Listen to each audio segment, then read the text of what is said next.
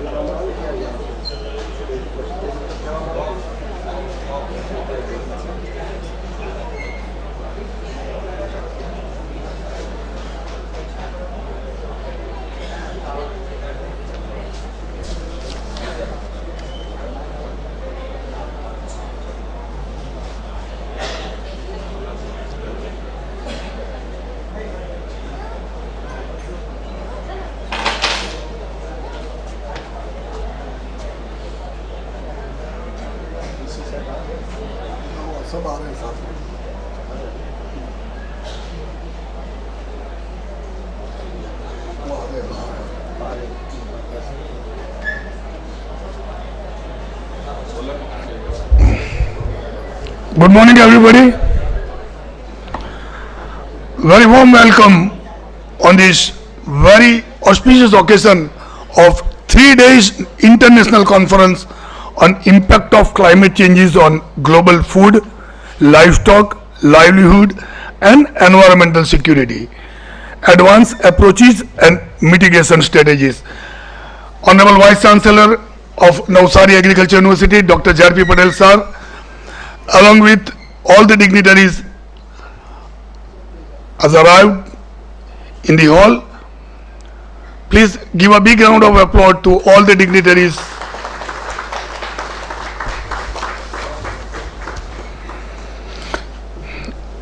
In this international conference, President of Inaugural Function, Honorable Vice Chancellor Dr. J.R.P. Patel sahab, Chief Guest Dr. K.K. Singh sahab, Additional Director General, Agromet Advisory Service Division, IMD, New Delhi. Guest of Honor, Dr.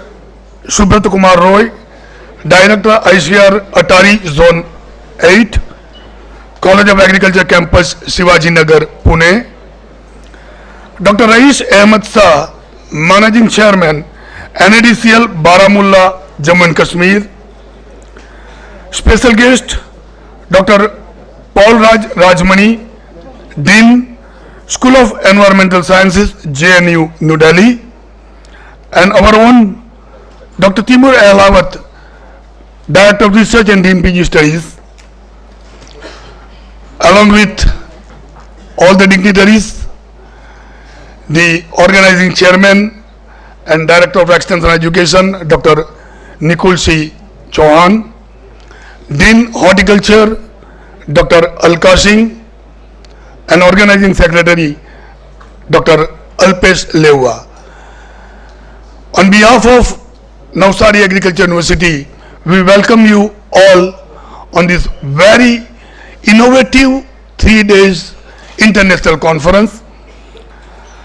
First of all, sir, with your permission, we will request all the dignitaries to lighting the lamp and make this an atmosphere pious. सभी पधारे हुए मेहमानों से मैं दरख्वास्त करूंगा कि वो दीप प्रागट्य से इस इंटरनेशनल कॉन्फ्रेंस का आगाज करें. Honourable vice chancellor doctor ZP Patel साहब, उनका साथ दे रहे हैं डॉक्टर के सिंह साहब, doctor rice Ahmad Shah, doctor S K. रोआ, डॉक्टर पॉलराज राजमनी जी, डॉक्टर तिमूर अहलावत जी, doctor Alka Singh, doctor N M. Chauhan और डॉक्टर अल्पेश लेवा.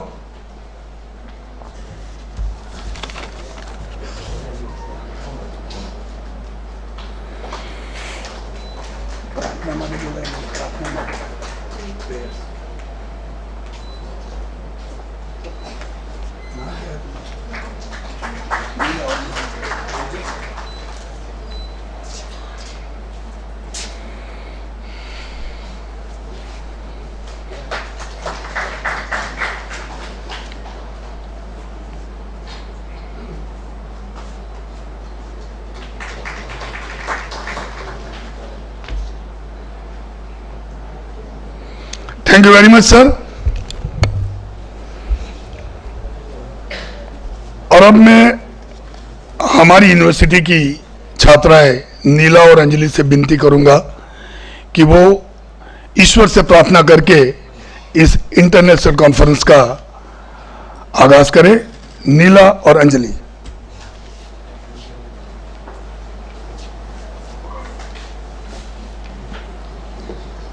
या कुन्देन्दु तुषार हारधवला या शुभ्रवस्त्रावृता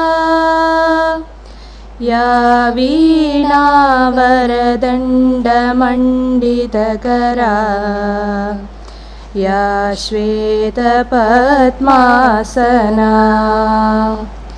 या ब्रह्माच्युतशङ्कर प्रभृतिभिः देवै सदा वन्दिता सा मां पातु सरस्वती भगवती निःशेषजाड्यापहा.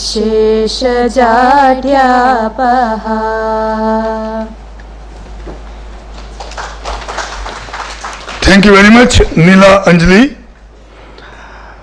अब मैं इस इंटरनेशनल कॉन्फ्रेंस के ऑर्गेनाइजिंग चेयरमैन और director of extension education Navsari agriculture university doctor Nikul Singh Chauhan से विनती करूंगा कि वो पधारे हुए सभी का शब्दों से स्वागत करें. Please welcome doctor N M. Chauhan.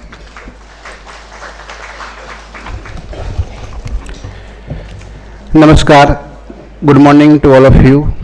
President of today's inaugural function and Honorable Vice Chancellor Dr. J.P. Patel sir, Chief Guest Dr. K.K. Singh sir, Additional Director IMD New Delhi, Guest of Honor Dr. R.A. Shah, Reis Shah, Managing Chairman and NAU Baramulla, Dr. S.K. Roy sir, Honorable Zonal Project Director at Pune, our special guest and our Director of Research, Dean PGS, and my co-partner in this international conference, Dr. Alhawat sir, Dr. Pulraj Rajamani sir, School of Environment School, JAU New Delhi, University officers, deans, directors, principals, both of the ADR, both of the Assistant Registrar, Planning Officer, Comptroller and Director IT, respected DSW, Head of the research stations of NAU, faculties of NAU, all of the donors, namely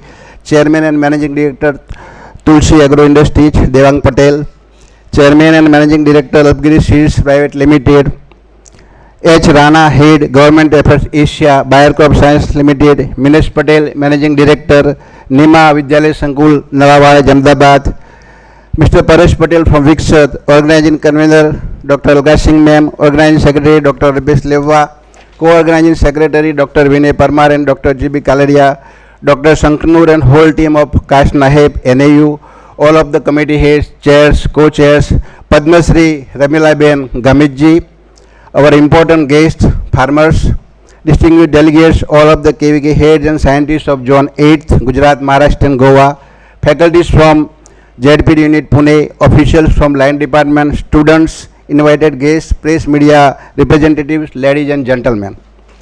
Good morning to all of you. Heartily welcome to vibrant, green, beautiful and horticulture garden of Gujarat, that is NAU campus. It gives me great pleasure to extend to you all a very welcome on behalf of Navsari Agriculture University and to convey that how grateful we are to NADCL Baramulla for accepting our invitation to convene this 3 days international conference on impact of climate change on global food, livestock, livelihood, environmental security, advanced approaches and mitigation strategies at our campus. We are heartily thankful to our Honorable Vice Chancellor Sir for permitting us to host this conference.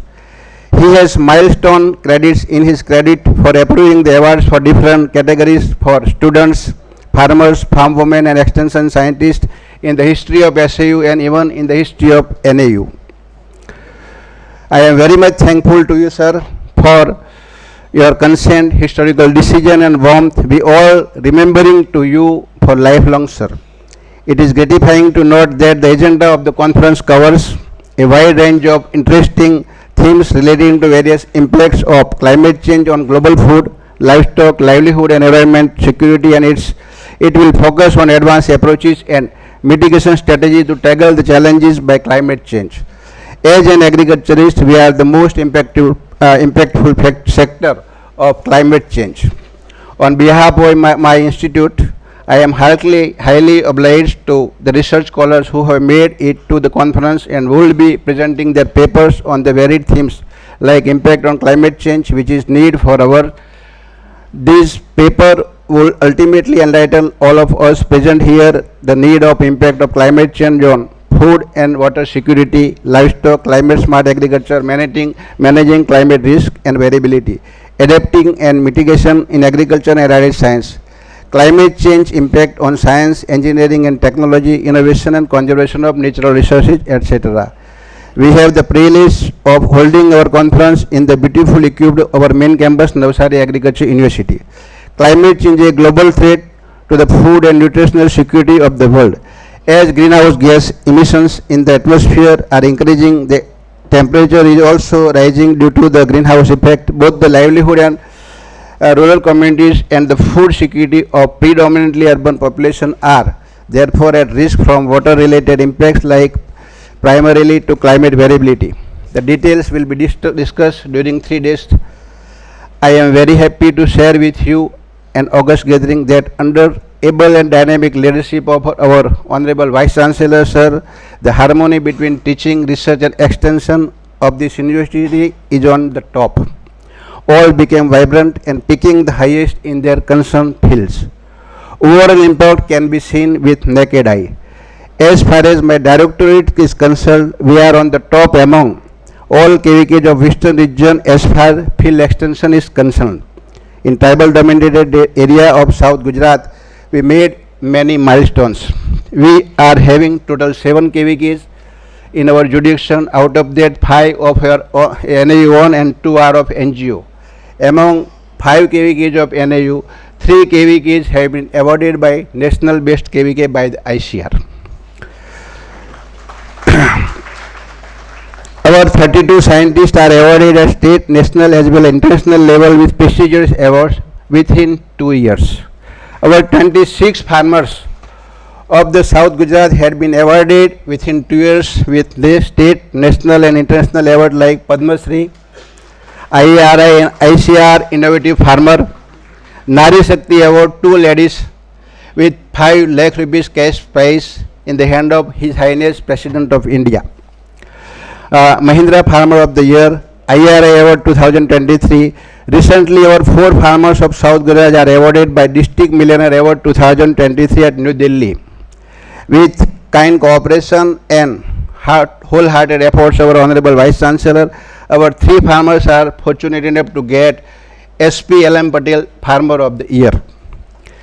We are going to facilitate our 10 farmers and women who have served under the Farmer First program of NAU as a bridge between NAU and the village people.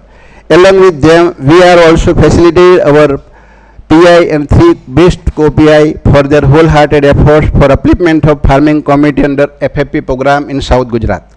In totality, in this golden year in the history of SAU of farmers under the dynamic and visionary leadership of our Honorable Vice Chancellor, in an annual journal workshop of KVKs of Zone 6, that is Gujarat, Maharashtra and Goa, including 82 KVKs. At Aurangabad, 4 KVKs of our zone were awarded by best mandatory activity and the best presentation in journal workshop.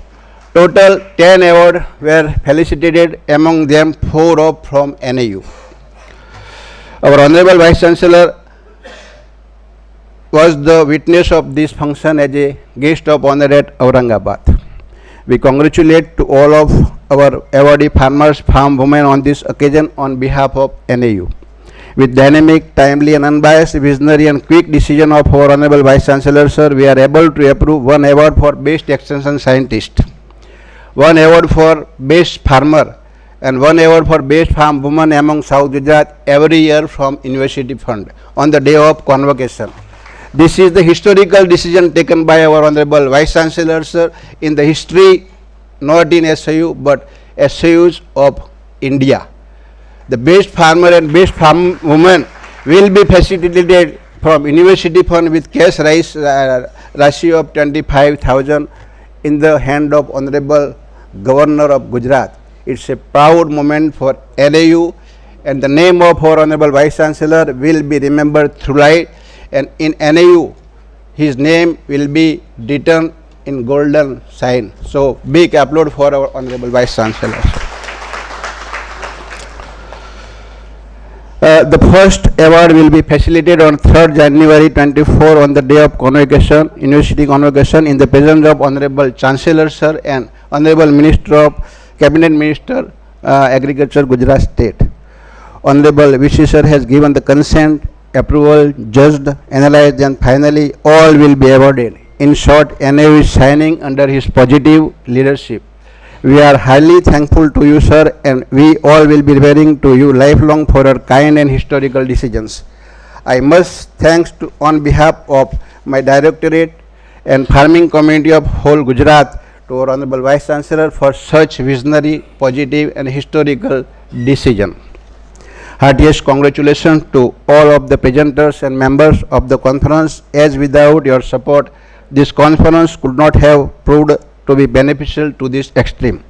I strongly feel that acting collectively is the need of the hour, and unifying our youth for a common sense cause of can work wonders. It is my most sincere hope that owing to the restless endeavors, this conference will help our youth to take strong resolution on how they can move closer towards the attainment of their goal.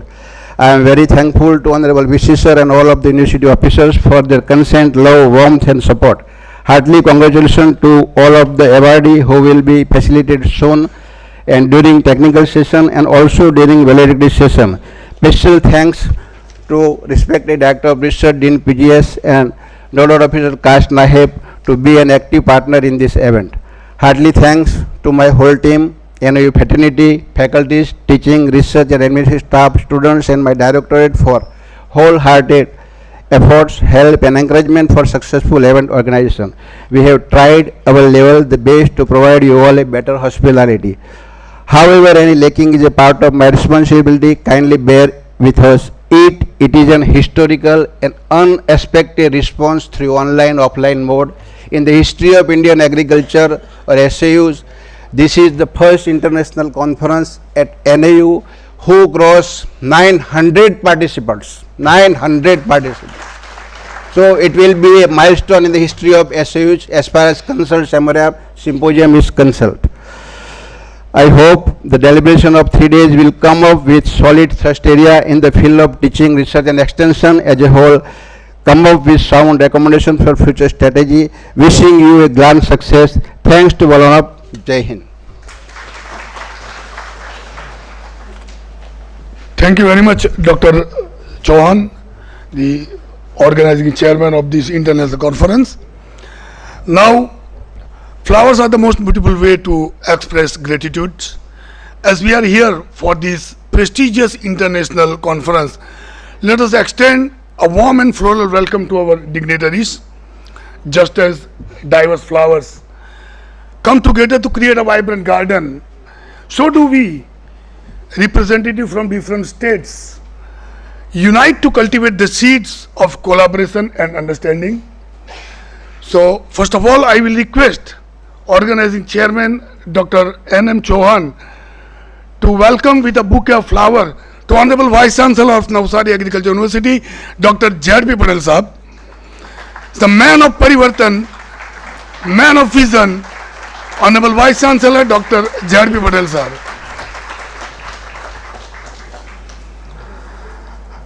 Now I request Professional Head, Department of Economics, Dr. Narendra Singh Ji, to welcome Dr. K.K. Singh Sahab.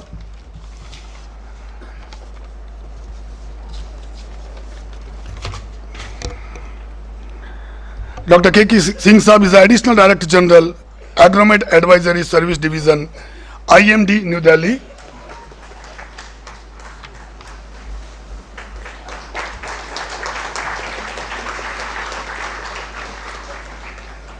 Now I request Dean Horticulture, Dr. Alka Singh Ma'am, to welcome Dr. Rais Ahmed Shah, Managing Chairman, NADCL, Baramulla, Jammu and Kashmir.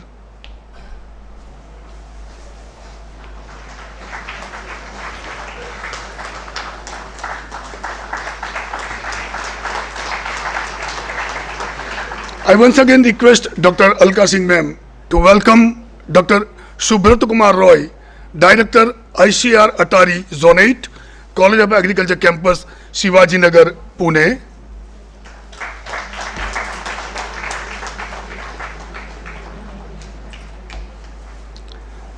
Now I request Organizing Secretary Dr. Alpesh Leua to welcome Dr. Paul Raj Rajamani, Dean, School of Environmental Sciences, JNU, New Delhi.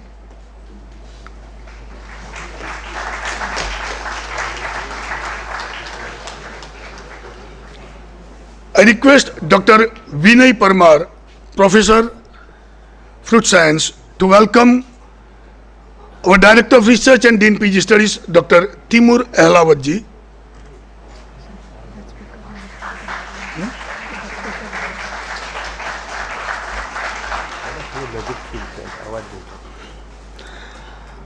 I request Dr. Rais Ahmed Shah Sahab to welcome Organizing Chairman Dr. N.M. Chauhan Ji with a bouquet of flower.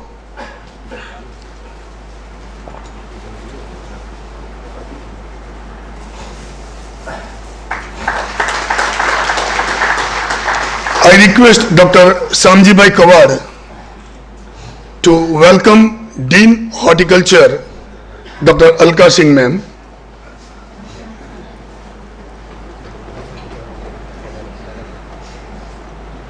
Then I request Dr. G.B. Kaleria Sahab to welcome Dr. Alpesh Leua, Organizing Secretary.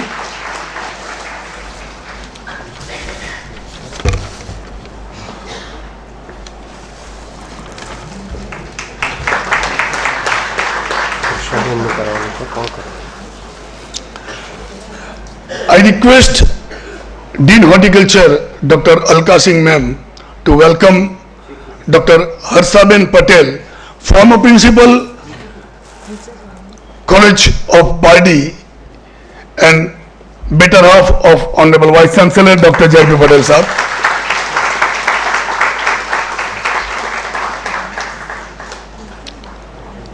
Thank you very much.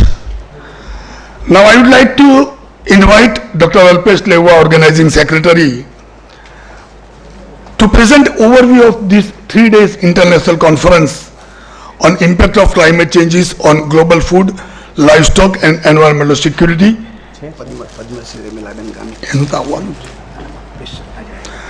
I request Organizing Chairman Dr. Nikul C. Chauhan to welcome Ramila Ben Gamit, Padma Shri, with a bouquet of flower.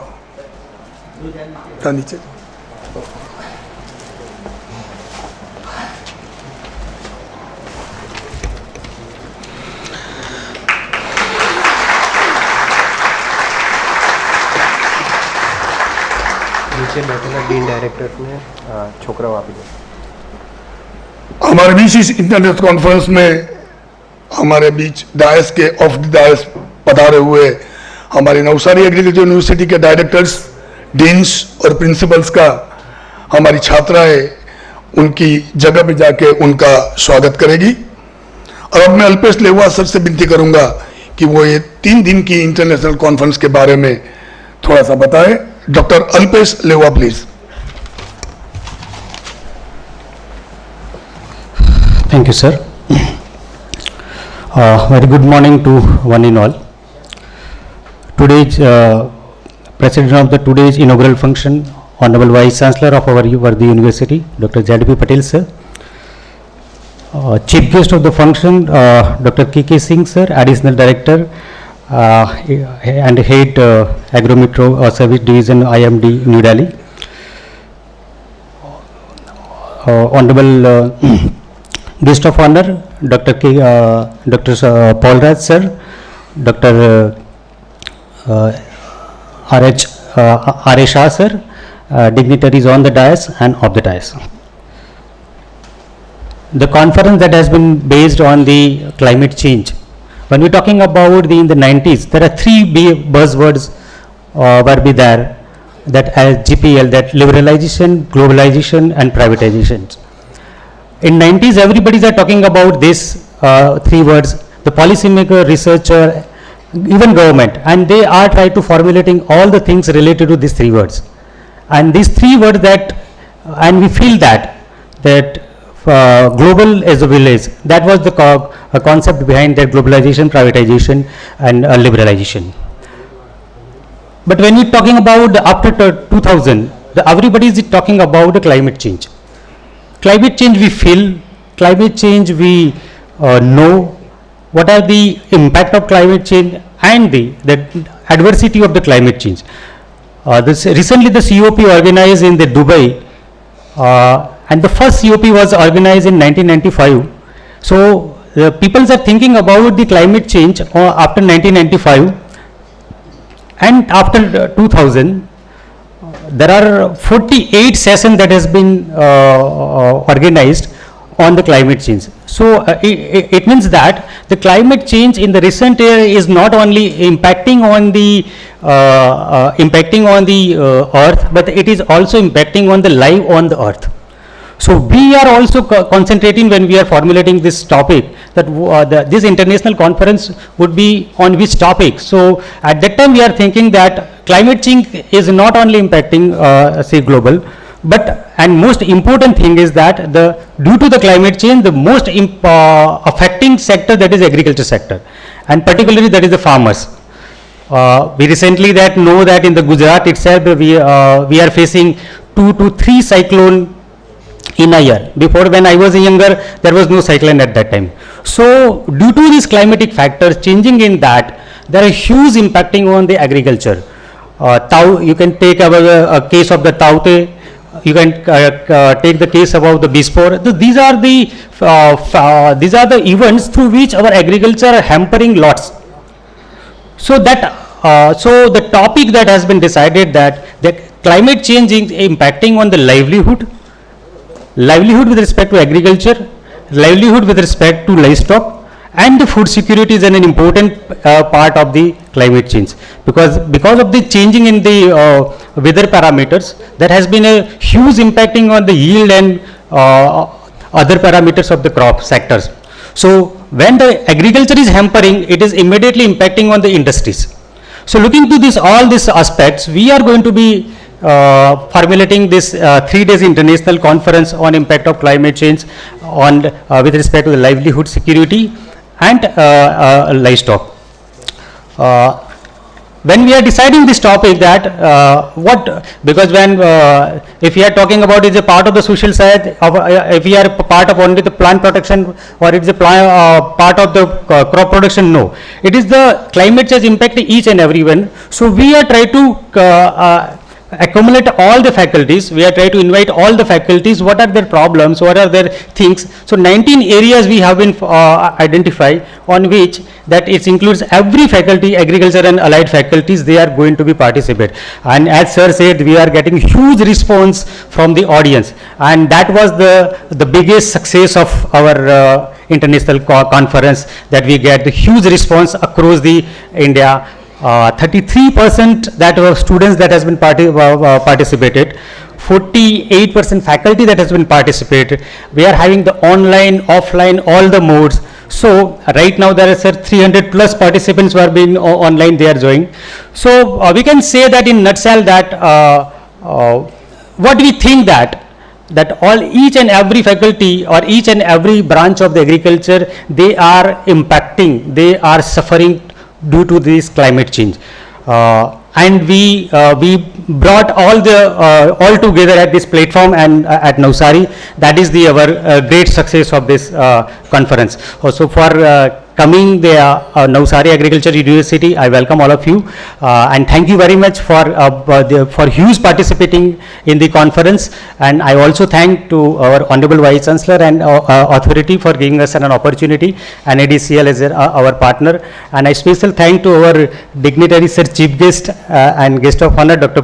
KK Singh sir, and because yesterday they are traveling lots, and even though they are accepting our invitation in the very adverse condition due to the climate change, they were not getting the things on the proper way. Even though at the they came here, sir. Thank you very much for coming here and accepting very interest. Thank you very much.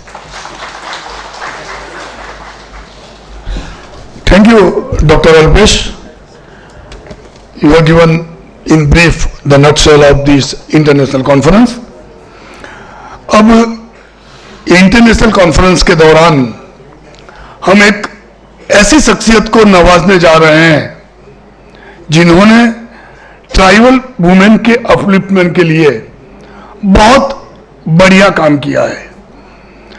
हमारे honourable vice chancellor और ये organising सब chairman committees ने ये एक बहुत ही बेहतरीन decision लिया है कि आज हमारे बीच वो शख्सियत उपस्थित है जो कि पद्मश्री से नवाजित हो चुकी है. हमारे बहुत से पिछड़े हुए, जिसे हम बोलते हैं, गुजरात के तापी डिस्ट्रिक्ट के तपरवाड़ा की निवासी रमीलाबेन गामित, जिन्होंने 1969 में इस धरती पर जन्म लिया और ट्राइबल वुमेन का एम्पावरमेंट के लिए उन्होंने 162 self help group of women की स्थापना की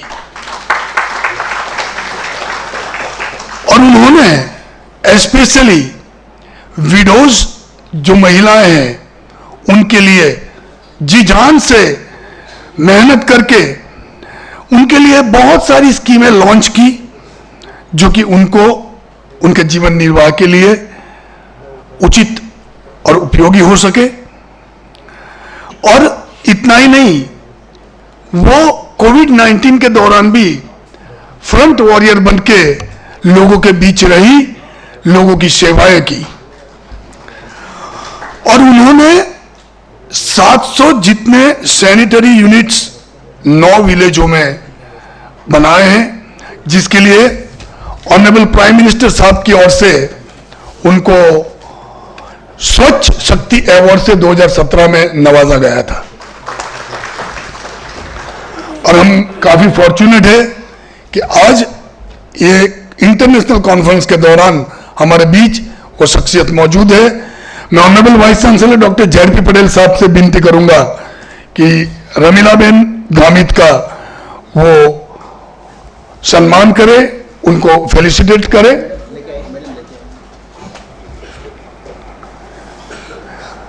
तालियां बजती रहनी चाहिए.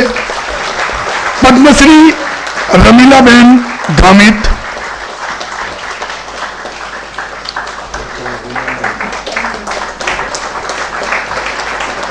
Honourable vice chancellor doctor Z P. Patel साहब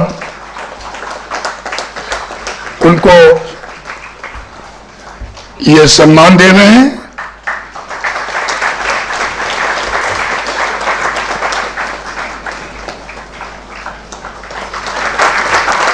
ये बहुत सुनहरा मौका है हमारे लिए कि रमीलाबेन गामित जैसी शख्सियत आज हमारे बीच उपस्थित है. Thank you very much.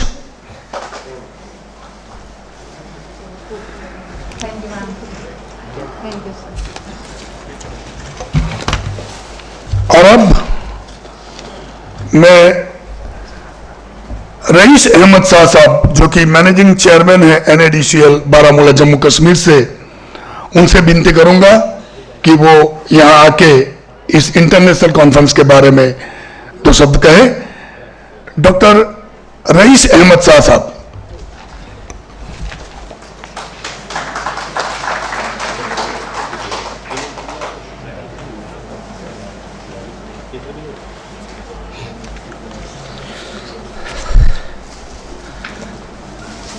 Everything else can wait, but not agriculture. These are the first words of slogan by our first Prime Minister soon after the independence. Honorable President of this function, Dr. Z.B. Patel, Honorable Vice Chancellor, Navsari Agriculture University, Chief Guest, Dr. K.K. Singh, Additional Director General, Indian Meteorological Department, Government of India, Guest of Honor, Dr. Subrata Kumar Roy, Director Atari Zone 8 Pune. Special guests Dr.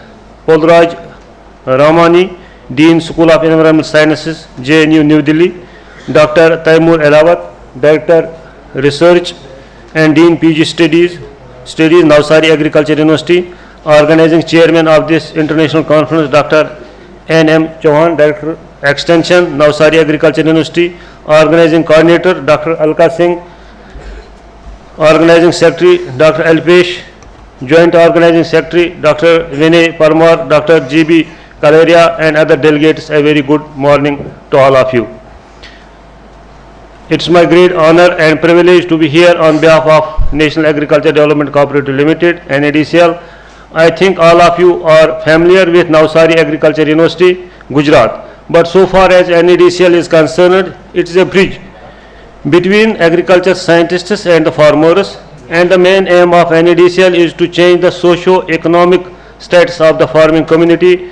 For this purpose, NADCL promote the innovative practices in agriculture and allied sectors, enhance agricultural productivity and profitability through technological interventions, educate the farming community regarding the improved technology of agriculture practices, provide basic agriculture and horticulture trainings, organize plant and animal clinical campus, organize different training courses in agriculture, animal husbandry and allied sectors, develop a strong linkage with several state development departments like Department of Agriculture, Department of Animal Husbandry, Department of Sheep Husbandry, Department of Sericulture, organize a number of awareness programs, international conferences, national training courses individually as well as in collaboration with state agriculture universities and with various institutes of ICAR. Confer different awards for outstanding performance in the field of agriculture and allied sectors. Keeping these activities of National Agriculture Development Cooperative Limited in projection, the Navsari Agriculture University and NADCL are jointly organizing this 3 days international conference in collaboration with NAHEP COST Navsari Agriculture University. Since agriculture in India is a composite crop livestock based production system and is age-old ancestral profession of more than 60% people of our country with potential to galvanize the rural economy. Due to climate change, agriculture sector has undergone significant changes over the previous several decades, and new technologies have also expanded in this sector to mitigate the changes from climate change. Recent advancements in agriculture have made farming activities more acceptable and comfortable for farmers to meet the challenges like global warming. These developments or trends benefit not just the growth of agriculture but also the conditions of farmers at national and global level.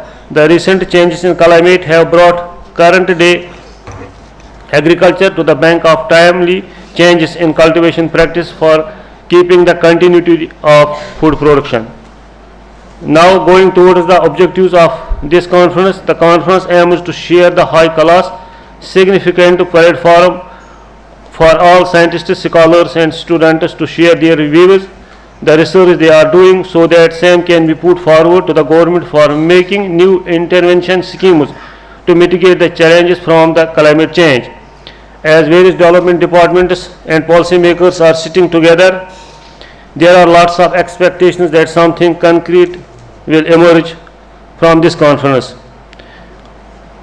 I express gratitude from the core of my heart to the higher ups of this university, especially worthy Director, worthy Vice Chancellor Dr. Zadpi Patel, Director of Research Dr. T.R. Ehlawat, Director of Extension Education Dr. N.M. Chauhan, Dean College of Agriculture Dr. Alka Singh, teaching and non-teaching staff of Navsari Agriculture University, NAHEP cost for their tireless efforts for organizing this event at Navsari Agriculture University.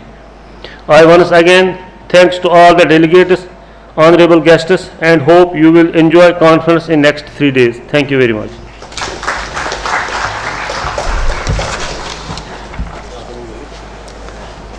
Thank you very much, Dr. Rais Ahmad Shah Sahab. Rice Ahmad Shah साहब जम्मू कश्मीर के Kupwara district के बातरखानी village के निवासी है। शेर Kashmir university में भी उन्होंने बहुत सारी सेवाएं दी है। Government of Jammu and Kashmir के विभिन्न पदों पे भी उन्होंने अपनी सेवाएं दी है और एग्रोनॉमी में पीएचडी करने के बाद उन्होंने ये छात्रों के लिए 5 जितनी एग्रोनॉमी की किताबें लिखी है, वो उनके लिए एक बहुत ही बड़ी उपलब्धि है। शाह साहब, हम आपकी जहन के लिए बता दें कि हफ्ते भर पहले आपके स्टेट से 150 बच्चे हमारी यूनिवर्सिटी में आए थे नेहरू यूथ एक्सचेंज प्रोग्राम के तहत। हमारे वाइस चांसलर साहब से उनकी काफी लंबी इंटरेक्शन हुई और वो बहुत ही प्रसन्न हुए थे। They were quite impressed with the hospitality and the culture of Gujarat. So once again, sir, on behalf of all the Gujarat and Navsari Agriculture University, we welcome you on this very pious soil of Gujarat. Thank you, Dr. Shah Sahab. Now I request our dynamic, young, energetic Director of Research and Dean PG Studies, Dr. Timur Ehlawat sir, for his brief remarks on this international conference. Please welcome Dr. Timur Ehlawat sir.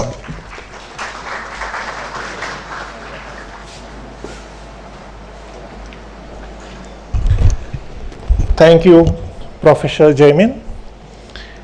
He is a natural and he does it very flawlessly and effortlessly. Good morning, one and all. The President of the inaugural function and the Honorable Vice Chancellor of Navsari Agriculture University, Dr. Zadpi Patel Sahab, and his better half, Dr. Harshaben Jad Patel, former principal and a historian of national repute. There are very few historians in South Gujarat and that makes her very special. The chief guest and the Additional Director General, Indian Meteorological Department, New Delhi, Dr. K.K. Singh Sahab, Padma Shri Ramila Behan Gamit, the guests of honor, Dr. R.A. Shah, Managing Chairman, NADCL Baramulla, Dr. Subroto Kumar Roy, Director Atari Pune, special guests, Dr. Paul Raj Rajamani, Dean School of Environmental Sciences, JNU, Dr. N.M. Chauhanji, the Director of Extension Education and the Organizing Chairman, the Organizing Coordinator and Dean, SP College of Horticulture, Dr. Alka Singh, Organizing Secretary, Dr. Alpesh Leva, Joint Organizing Secretaries, Dr. Vinay Parmar, Dr. J.B. Kalaria, Deans, Principals, Resource Persons, Faculty Members, Participants, Students, the Local Organizing Committee, the NAHP CAST team, representatives from the press and media. It is a pleasure to have all of you in this beautiful campus for the international conference on the impact of climate changes on global food, livestock, livelihood, and environmental security. And first and foremost, I am thankful to Dr. R.A. Shah Sahab, the Managing Chairman of NADCL and his team for giving NAU an opportunity to host this conference. I also appreciate the hard work made by Dr. N.M. Chauhanji, Dr. Alka Singh, Dr. Alpesh Leva and their entire team for making this an event to remember. Friends, NAU shall close 2023 with a bang, and it will also start 2024 with a bang, as we have our convocation on the 3rd of January 2024. And all of this was possible only due to the consent and blessings of our Honorable Vice Chancellor. He has single-handedly transformed Navsari Agriculture University. In the past 3 years, NAU has won many laurels at the national level, and we have set new benchmarks in the agriculture sector. He has served this university for more than 42 years in different capacities, and he almost knows everyone in this university, either by name or by face. He understands their ability and he harnesses it accordingly. Almost every achievement and accomplishment of NAU can be traced back to his idea, his motivation, or his approval.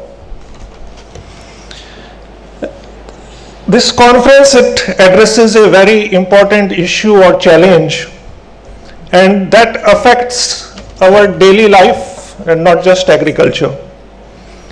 If I put it in simple words, it is going to affect the availability, quality, and diversity of our food. It is going to affect our crops, our livestock, our resources, be it soil or water, our communities, be it rural or urban. I am told that there will be 6 sessions, 15 lead lectures, and 200 oral presentations across faculties and disciplines, which will explore all aspects of climate change. The government, it is doing a lot to tackle climate change. It launched the National Action Plan on Climate Change, the National Adaptation Fund for Climate Change. Nevertheless, that will not be enough. We need the involvement of all stakeholders, be it line departments, be it universities, NGOs, private players, even schools, colleges, farmers. It is our collective responsibility to play our part in it. We are proud of the progress we have made in agriculture and allied sciences. However, stagnation of net sown area, reduction in yield level, deterioration of soil quality, reduction in per capita land availability, and the adverse effect of climate change are the emerging challenges. Variability in climate and recurrence of extreme weather events such as drought and floods, they have magnified the risk to food production and farm income. The impact of climate change and its vulnerability will vary from region to region, and this is especially true in our case, where there is a lot of diversity in agroclimates, and of course the socio-economic conditions. And it has been observed that there is a preference among farmers for specific adaptation strategies which is based on the prevailing agroclimatic conditions of that area, and show the government and the universities they should target different agroecological zones based on the constraints and the potential of each zone, rather than having uniform recommendations. Another important message is that we should try to improve our net farm performance through modern training, increasing access to credit and crop insurance facilities, helping farmers acquire livestock and other farm assets. And friends, something as simple as ensuring the timely availability and access to fertilizers and seeds before the next season can significantly improve the net performance. A lot of this will be discussed from the dais and during the different sessions. Usually in this period, the faculty members, They are either availing their CL or they are going out on LTC. But all of you have chosen to be in Navsari, and I am thankful to you for that. I hope that all of you enjoy your stay at NAU, and I look forward to the recommendations which emerge from this international conference. Jai Bharat, Jai Jai Garvi Gujarat.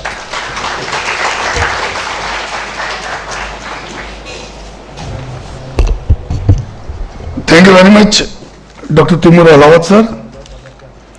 Now I request the dignitaries to release few of our publications.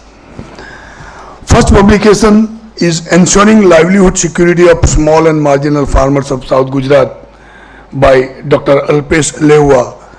This report contains module-wise progress, achievement and impact implementation of Navsari Agriculture University technologies on farmers field. So, Honorable Vice Chancellor and President of this function, Dr. Z.P. Patel Sahab, and all the dignitaries on the dais will release this book entitled Ensuring Livelihood Security of Small and Marginal Farmers of South Gujarat.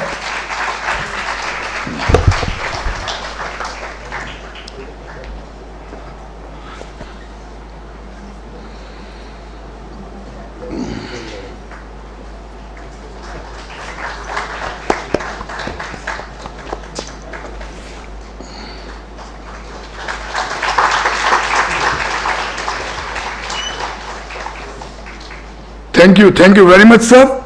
Next in line is another book entitled Climate Change Impact on Livestock and Adaptation Strategies for Sustainable Production. This book is written by Dr. Narendra Singh and Dr. ICCGFLLES-2023. I request dignitaries on the dais and Dr. Narendra Singh as well to come on the dais. The technical report comprises the impact of climate change on livestock of South Gujarat farmers, on their income, socio-economic status, and which are the adoption strategies they adopt for mitigation and their factors.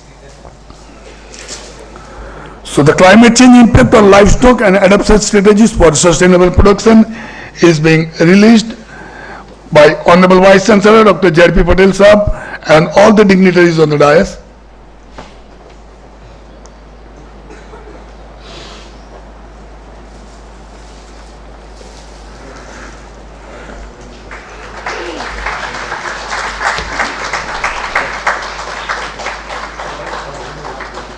Thank you very much, sir. Next in line is the book that is comprises of our university recommendations, and that is being compiled by Dr. G.P. Kalaria and Dr. Jwalan Jala.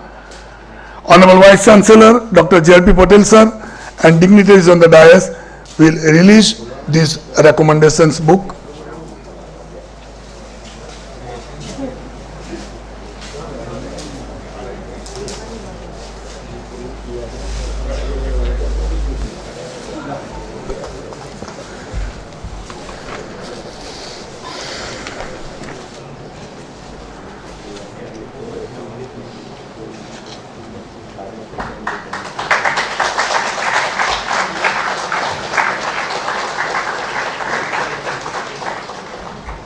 Thank you very much, sir.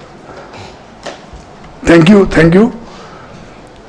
Now, there are awards for the students. First, the student award goes to Mayur Lumbavai Ram, Department of Forest Products and Utilization, College of Forestry, Navsari Agriculture University. Mayur Ram is requested to come on the dais, please.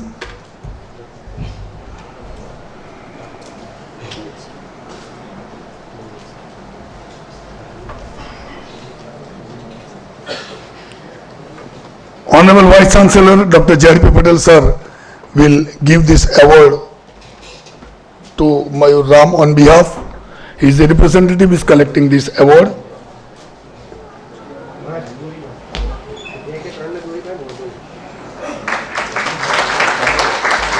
Next award goes to Satish Chudasma,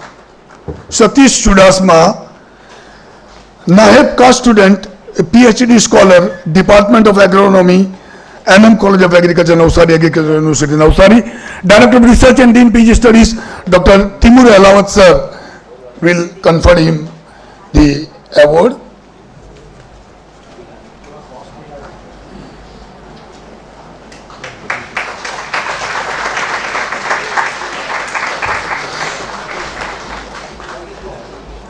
Another award for Young Professional Award.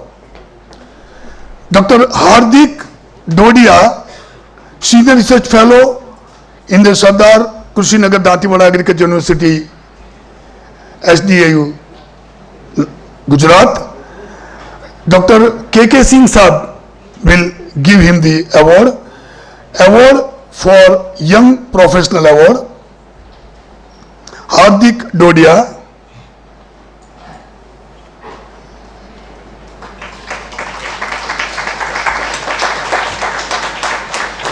Now I request Dr. Mayur Dhwaj Chawda for Outstanding Best PhD Thesis Award.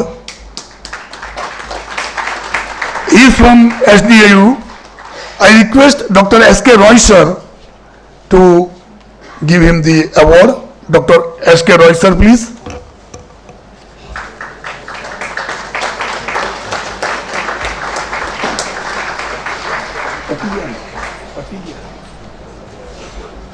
Thank you, sir. Thank you very much. Now I request the personality who is from JNU New Delhi. He has served over 23 years of teaching and research experience in various capacities. He has supervised 16 PhD and 12 MPhil students and published 95 research papers in various national and international journals. He is the recipient of Young Scientist Award from International Union of Radio Science, Canada. He is a master of various scientific bodies, name a few: Indian Committee for International Union of Radio Science, India Radio Science Society, member and treasurer of it. So with this word, with a big round of applause, I welcome Dr. Paul Raj Rajamani sir.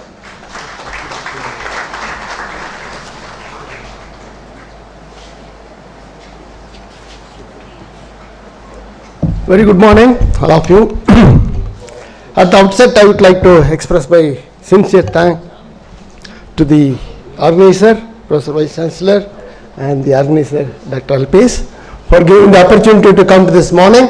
Despite of, I thought of it is dawn. Yesterday, the fog which I have seen in Delhi, I thought of now I could not make it.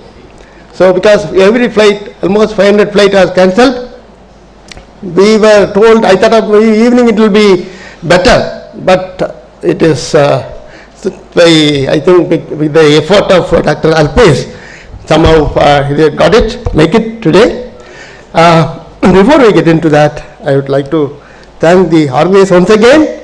Very good morning, and Professor Patel sir, in morning we met and discussed his achievements, his thing, and we are proud to be here, sir. Thank you so much for giving the opportunity. Before we get in, I like to welcome all the people, those who are here. Thank you for the opportunity again. Dignitaries, honorable dignitaries on the dais, Professor Patel, Vice Chancellor, Dr. KK Singh, Director General, Additional Director General, Dr. S.A. R. Shah, Dr. Subrat Roy, Dr. Tamur Alawat, and Dr. Alka Singh, Dr. Chauhan, Dr. Alpes, and after dais, dignitaries, Madam Vice Chancellor, Madam, thank you. And ladies and gentlemen, dear colleagues, friends, students, I'm happy to see somebody got the Best Thesis Award, right? This is called Best Thesis Award. That is the importance of academicians like us. So to motivate the students to get. We have a award called Best Innovation Award.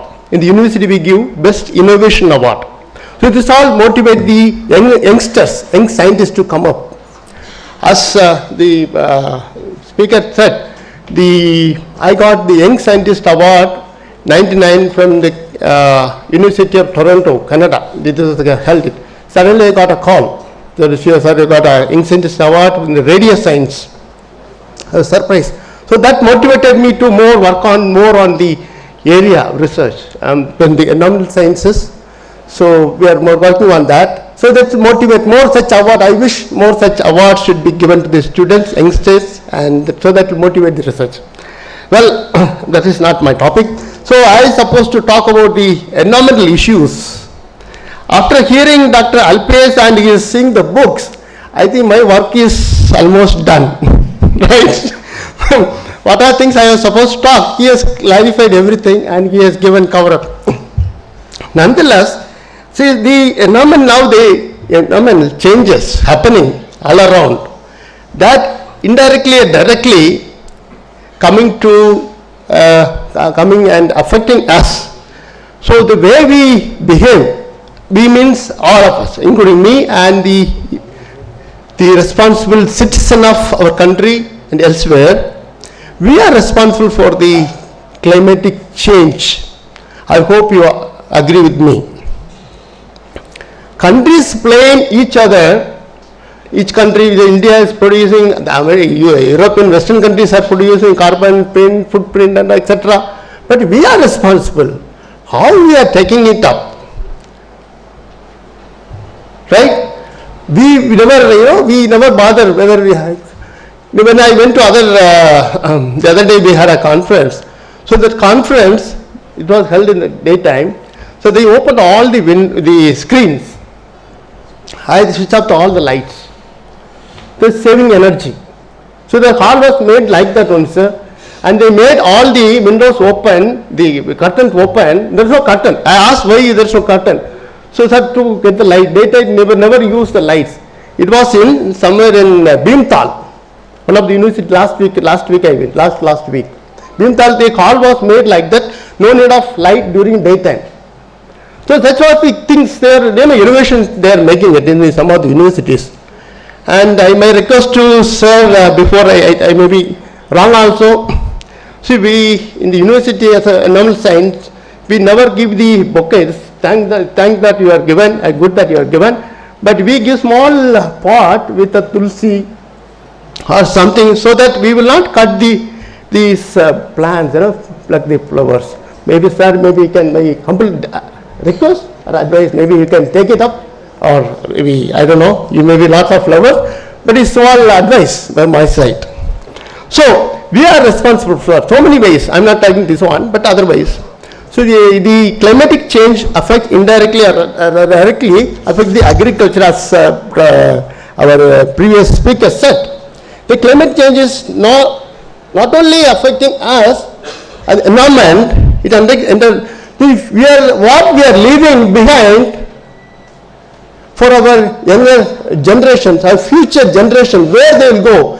We are taking all the resources, what are the resources possible, we are exploring it and we wanted to finish it.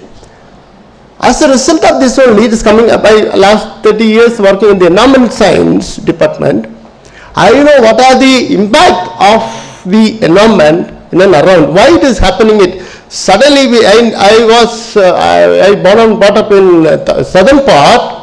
I had never seen such a rain, never seen such a flood conditions. Now last couple of weeks back, Chennai there was a flood. After another week, there was a flood in the other side, Tuticorin and southern part of Tamil Nadu. So this all because of what? As sir said, this all because of the climatic change. We are responsible as a citizen of India. So we have to be carefully we handle this thing. So not only that, climate affects the it indirectly comes to us. Since almost all the agricultural fields have been submerged, and the saline water intrusion just came inside and affected the coastal area. All the agriculture has gone now. That area, Tuticorin area, I'm from that Madurai area, so I've seen that the videos and other news. So that's what happening. It indirectly climate change is coming back to us. So we have to be very careful about it. Then biodiversity loss, not only that, the climate change is affecting the biodiversity, and people least bother about what happened to biodiversity. Biodiversity in turn is helping us in various ways. So much of biodiversity loss is happening because of the climatic change. So we have to come up with an idea or strategies. As I was talking from morning, our Vice Chancellor sir has taken a lot of effort to change, lot of changes in the field. So that has to be carried forward. That has to be carried forward for the development of the human being.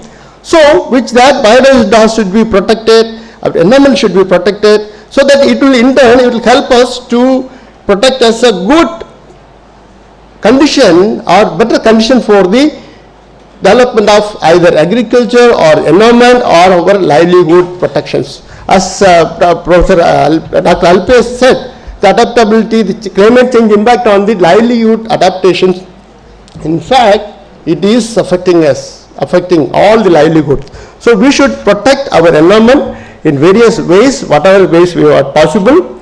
So adopt such a thing so that it will not deplete the environment resources, rather it will be a sustainable development. We call it development, but whether it is sustainability, sustainable, you think about your future, think about the future generation after 30-20 years, what will happen to our resources. If it goes like this, we'll end up with depleting all the resources and end up with nothing left behind for our future generation. So whatever possible way we protect our environment, so that protect our livelihood, protect our agriculture, protect our resources, our society, our communities, wherever we are living. So that's what we have to, as a responsible citizen of India or citizen, we have to take forward. And the environment science always I support. So we use very judiciously the resources which are enjoying now, so that it will keep something little bit at least for the future generations. I hope this 3 days conference, which is very thoughtfully decided, this conference, impact on climate change, on global food, livestock, livelihood and environmental security, advanced approaches and mitigations. So that 3 days conference is well thought of, and it will bring forth, I am sure, after 3 days of deliberations, this will bring forth a good idea, good strategy which will help the environment, not only the environment, the entire community will be protected, and in the good future will be protected, safeguarded. Thank you so much for the opportunity. Thank you. Jai Hind.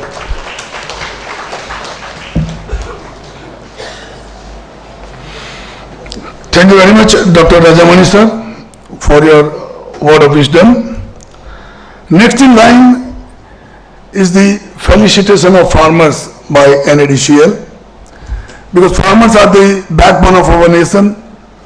Their tireless efforts sow the seeds of prosperity, cultivating not just crop but resilience and sustenance as well. In the field of hardship, they stand tall, nurturing the soil that feeds us all. Let's felicitate this custodian of land, whose dedication and hard work embody the true essence of honor and preservance. With this word, I invite the farmers Asmita Ben Patel. She is the best woman entrepreneur and earn about 2 crore per year. Mr. Dhiren Desai, Best IARI for Innovation Farmers awardee with 7 national and state level award. Mr. Hitesh Patel, Dragon fruit and sapota processing and export of different products. Mr. Jigarbai Desai, Best Horticulture Orchard in South Gujarat, that is organic certified farmer, Azadi Organic Farm in Valor, Sikher. Jayesh Bhai Patel, he has the best collection of horticultural crops in South Gujarat and cultivar of exotic varieties and have scientifically organized mango orchard. So Aspitaben Patel, Dhirenbhai Desai, Hiteshbhai Patel, Jigarbhai Desai and Jayeshbhai Patel. Please, all the dignitaries on the dais, Honorable Vice Chancellor and President of this function, Dr. J.P. Patel Sahab, Dr. K.K. Singh Sahab, Dr. S.K. Roy Sahab, Dr. Paul Mali Rajamani Sir, they all will present this felicitation to Asmitaben Patel, Dhirenbhai Desai, Hiteshbhai Patel, Jigarbhai Desai and Jayeshbhai Patel.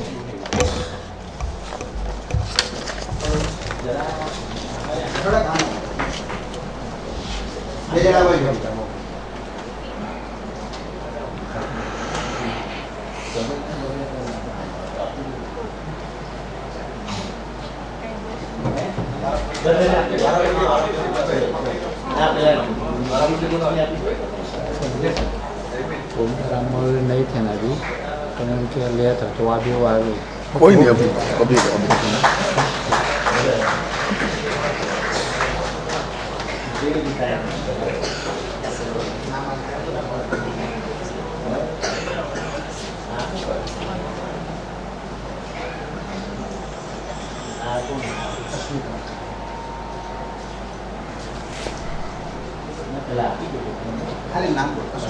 Asmitaben Patel, Dhirenbhai Desai, Hiteshbhai Patel, Jigarbhai Desai and Jayeshbhai Patel.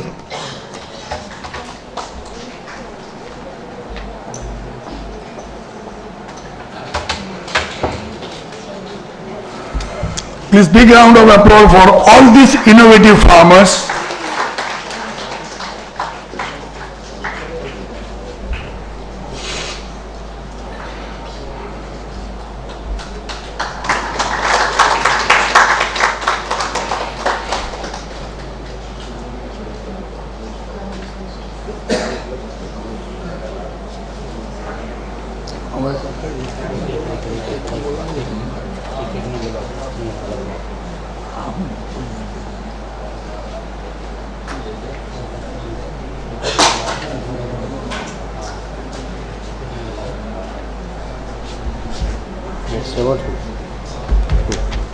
FPP.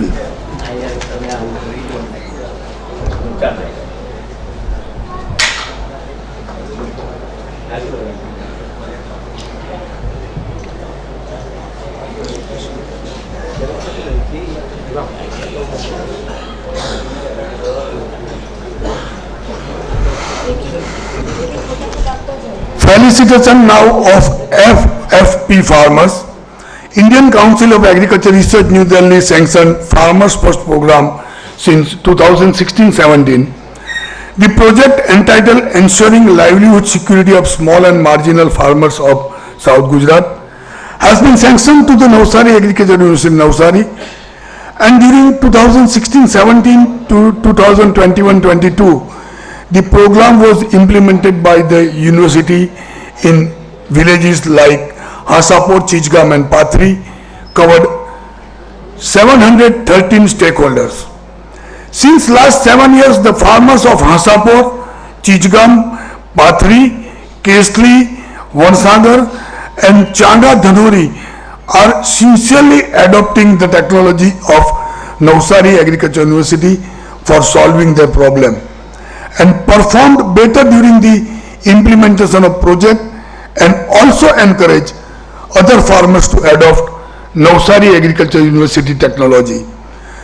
So in this segment, first I will request to call Bharatbhai Chibabhai Patel Hasapur.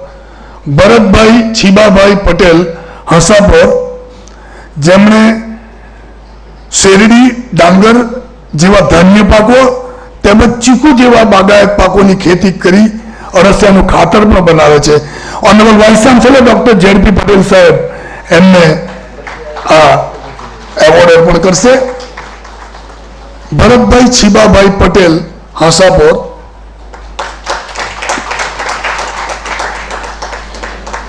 Next in line Dharmesh Bhagubhai Patel Chichgam. Dharmesh Bhagubhai Patel Chijgam, doctor K Singh sahab will do the honour. Dharmesh bhai mango की बहुत ही बेहतरीन उपज ले रहे हैं, साथ में sugar cane और पैडी का भी वो क्रॉप ले रहे हैं और वाटरमेलन भी बनाते हैं। Next in line Manoj Ramesh bhai Patel Pathri, doctor Rajamani sir will do the honour. Sapota mango जैसे हॉर्टिकल्चरल क्रॉप्स और वेजिटेबल्स जैसे ब्रिंजल, टोमेटो, उसका बहुत ही बेहतरीन क्रॉप ले रहे हैं मनोज भाई। Next in line Kutarth Vinod भाई पटेल चांगा धनोरी, डॉक्टर SK रॉय साहब will do the honour. Horticultural crop के साथ वो शुगर केन और एनिमल हस्बेंड्री भी कर रहे हैं, कुतार्थ विनोद भाई Patel Changa Dhanori. Next in line Vishal Jagdish bhai Patel Changa Dhanori, जो हॉर्टिकल्चरल क्रॉप में एप्पल, बोर, बनाना और ग्राउंड नट का भी क्रॉप ले रहे हैं। Doctor Alawat sahab will do the honour, doctor TR Alawat sir. Next in line Chhiriben Bhagubhai Patel Vansagar is a village near Gandevi, Chhiriben Bhagubhai Patel Varsagar, doctor Nikul Singh Chauhan will do the honour. एवं आंबा चीकू સાથે પશુપાલન કરે છે Chhibiben Bhagubhai Patel વડસાગર।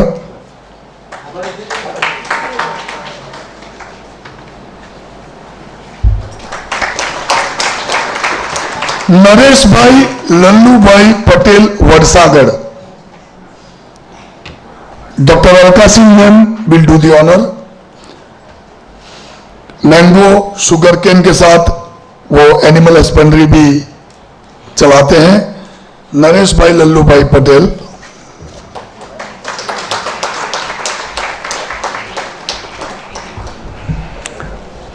Thank you, sir.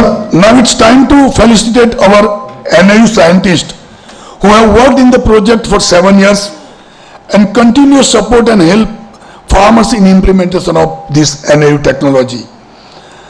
I request Honorable Vice Chancellor Dr. JRP Patel, sir, to felicitate Dr. Alpesh Lewa, Principal Investigator of the project, ensuring livelihood security and small and marginal farmers of South Gujarat. Dr. Alpesh Lewa is the recipient of this award.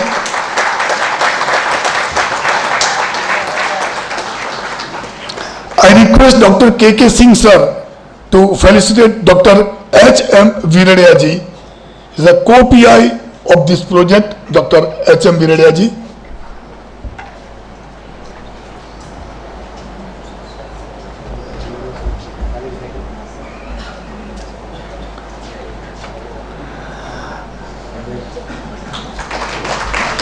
I request Dr.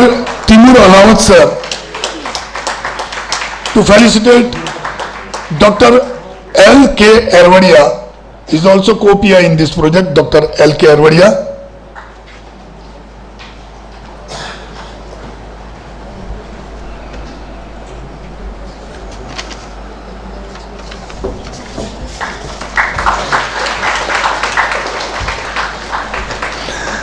I request Dr. Rajamani sir to felicitate Dr. Naveen Patel. He is one of the co-PI of this project.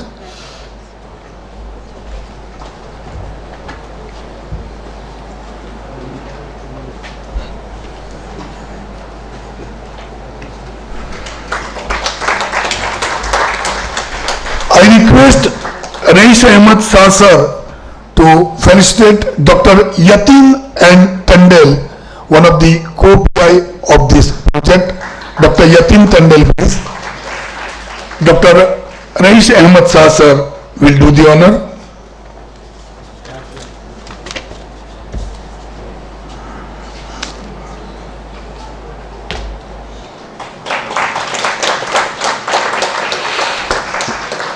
Thank you very much, sir. Now I request and would like to invite the personality who has started his career as scientist at Central Potato Institute and contributed to develop technology on potato seed production. He also involved in establishment of 65 KVKs in eastern region and their infrastructure development. Under his guidance, Krishi Vigyan Kendra Nimpit received National Best KVK Award by ICAR New Delhi. He worked as acting director and zonal project director at Atari Kolkata for 5 years and currently serving as a director of ICAR Atari Pune since 15 March 2023. He has received IPI FAI Award on Potassium Research and other 9 awards. Please give a big round of applause for Dr. Subrata Kumar Roy. Please, sir, for your kind words. Dr. Subrata Kumar Roy, sir.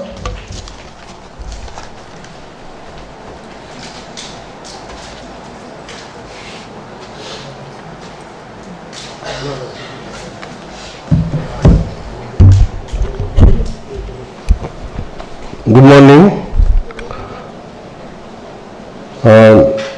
Honorable Vice Chancellor of this esteemed university, Dr. J.B. Patel sir. Chief guest of this function, Dr.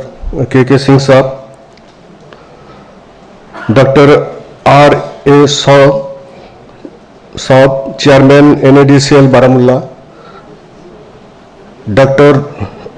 Purraj Rajamani, Dean of this esteemed university, Dr. Timur Alawat, Director of Research of this esteemed university, Director of Extension, Professor M.M. Chauhan Saab, who is organizing the program, Dr. Alaka Singh from SP, Dean SP, Madam Patel, then Padmasri Ramila Ben, Madam, all esteemed Dean, Directors and faculties of this university, and all the esteemed participants of this international conference.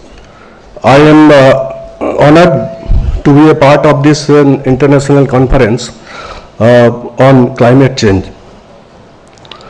It is a great effort of this university to take up a pertinent issue, I think most important issue in the sector of agriculture at present, and organize such a big international conference.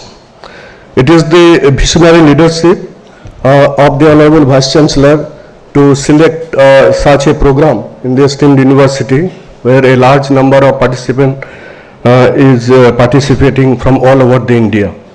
And lot of experts are also participating to give the deliberation. I express my sincere thanks and gratitude to the Honorable Vice Chancellor of this university to invite me and to be a part of the program in this international conference on climate change. Thank you very much, sir. So, it is first I will tell something about the climate change because it is a most crucial issue in the agriculture. So you know that about children are the future of the country, any country, and due to climate change our children are being affected. About 690 million children in the world is vulnerable to this climate change and facing lots of disease and death and poverty. This is not only this is maximum in the Asia as well as Africa. So this is a major concern for our future. It is a major concern also to the agriculture because we have had the greenhouse gases. Greenhouse gas means that carbon dioxide we have heard. The carbon dioxide is the most important gas which is causing greenhouse effect. So presently we have around 421 ppm, the world level of carbon dioxide, which was in 50 years ago, it was almost half when the industrial revolution started. But it is gradually increasing. Now it is 421 ppm, the all world average, and India having 410 ppm, the carbon dioxide concentration. So anyhow, we have to reduce this carbon dioxide concentration, take up the strategies, and I think agricultural sector has to come forward because maximum the carbon dioxide is coming from the agricultural sector. So what happened to this carbon dioxide increase in the air? We all know that the temperature is increased. Already it was increased by 0.6 degree on the previous level, and supposed to be increased by 4 to 5 degree in by 2100. So it is a major concern. Now what is the effect in agriculture? We have seen that data of IFIC, we see the data of IRI, that even 1 degree temperature increase in Rabi season will affect the wheat production by 4 to 5 million ton. उनका productivity गिर जाता है 4 to 5 million ton. So it is a major concern in the Rabi season. And secondly, the rainfall is increasing due to, that is a good thing of this climate change. In many parts where there was a less rainfall, there is a about 9 to 16 degree and increase in rainfall, and the kharif crops are getting good support from the rainfall. So these type of effects are coming on, and but most affected sector is the fishery sector, where there is a fishery, particularly in eastern states. This rise in temperature, crop can withstand up to 4 to 5 degree temperature in some extent, but fishery cannot withstand this rise in temperature. So fishery sector is most affected. If we see the vulnerability index, so our some of the western states are very vulnerable to the climate change. Firstly, Assam is in the vulnerability index. Assam is the number 1 vulnerable state in India, and Maharashtra is the 3rd, and Gujarat position is not very good. It is 16th position, all India 16th position. So some of the districts like Rajkot, Bhavnagar, Banaskantha, Surendragarh, these are most affected. So we have to check out the planning, and so this kind of conference will give a idea to in what extent and how to combat these issues of the climate resilience. Then we have taken the, you know that KVK system has taken a lot of program to combat the climate the issue, and NICRA project, that is National Initiative of Climate Resilient Agriculture, that is being implemented for last 10 years in about 120, 130 districts in India. So they are showing very good results because farmers is getting aware about the climate resilient things, what are the climate resilient varieties, and how to store the water harvesting, and all the issues that related to the climate. These are going to the level of the farmers through this project. So in Gujarat also we have 6 districts where this kind of program is going on, and it will help to take up the challenges. And several government is also coming up to take up this issue of climate resilient. You know that Pokhara in Maharashtra, that is a 4,000 crore project. So KVKs are also participating in this program to take up this issue of the climate resilient. Then many state government also funded such kind of that climate resilient issues that from the whichever is coming out from the NICRA project. For example, in Jharkhand, in Borabandi, one system they have developed. So water storage, they have made a water storage, and therefore where there is no growth of the any crop, now they are getting 2-3 crops in that area. And the government of Jharkhand is supporting this program and they are funding to take up. Similarly, in Nimpit in West Bengal, the landscaping technology they have developed, and that is got the support of the government of German, and huge amount is being funded in this project for over the years. So this type of activity, struggle against the climate climatic variabilities are on, and we have to be much aware of this impact of the climate, because this is the main issue in the coming future to our agriculture. Some of the technologies also coming, that natural farming technology we have started, that is also having some impact on the climate, because if we reduce the use of fertilizer, the natural farming does not use any fertilizer. So if we do not use fertilizer, it will definitely add to the mitigating the climatic constraints and to reduce the carbon dioxide production in the system. So these are the ideal things that we will supposed to discuss in this international conference, and it is a very good success. I am seeing that about 900 participants from different parts of the country has participated in this program, and thanks to Dr. Chauhan Saab and Director Research for organizing such a program, and where a lot of deliberation we will able to see. And in the dais, Dr. K.K. Singh Saab is there for the chief guest of this function.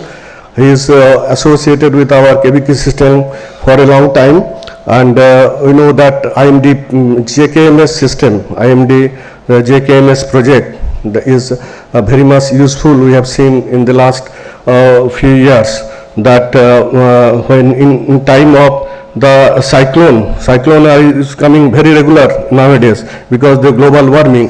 If in the sea temperature if increases to 27 degree, then cyclones start.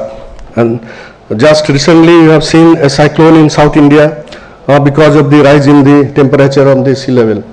So this cyclone was very frequent last 4-5 years in the coastal areas of West Bengal and Odisha, and that time our KVK is able to provide support to the farmers, and they gave the prediction, and in the night by lighting the light in the field, the farmers are able to harvest their paddy and protect the crop from the such kind of vagaries. So role of the Indian Meteorological Department is also very important, and our projects running to the Krishi Vigyan Kendra is very much important.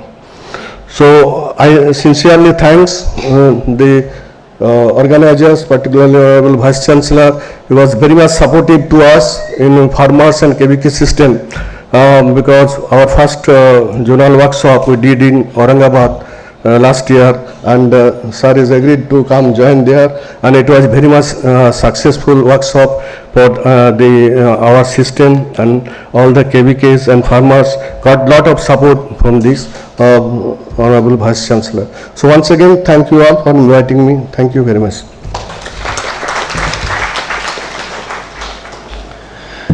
Thank you very much Roy साहब।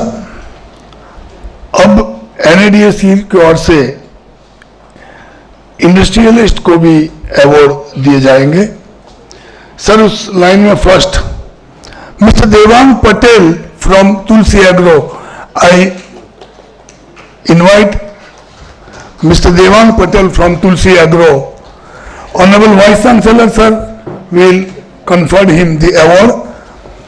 विकास का विश्वास, ये slogan के साथ तुलसी agro आगे बढ़ रही है।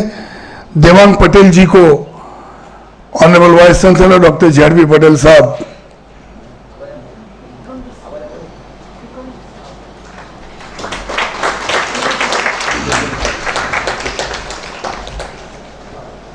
बनने।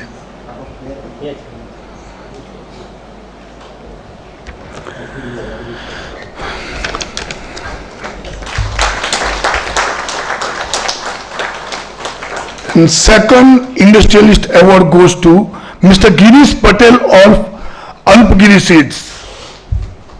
We speak quality, our language is seed. Girish Patel, Dr. K.K. Singh Saab will confer the award.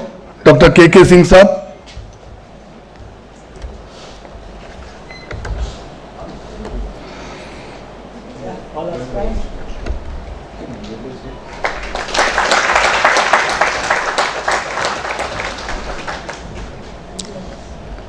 Third in line, Dr. H.C. Rana of Bayer Crops Limited.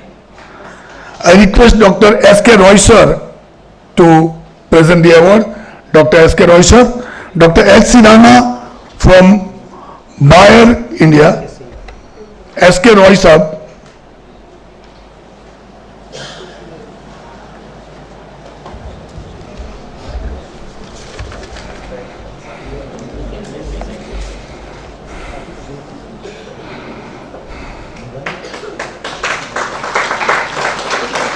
Many congratulations to all the three industrialists. Sir, now I request you, all the dignitaries, to release a compendium of this international conference. It is ISBN numbered and has paper or rates above 4 or 5.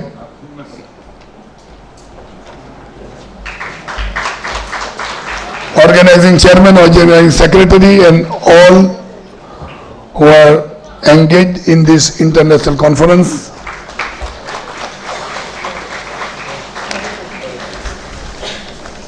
Thank you very much, sir.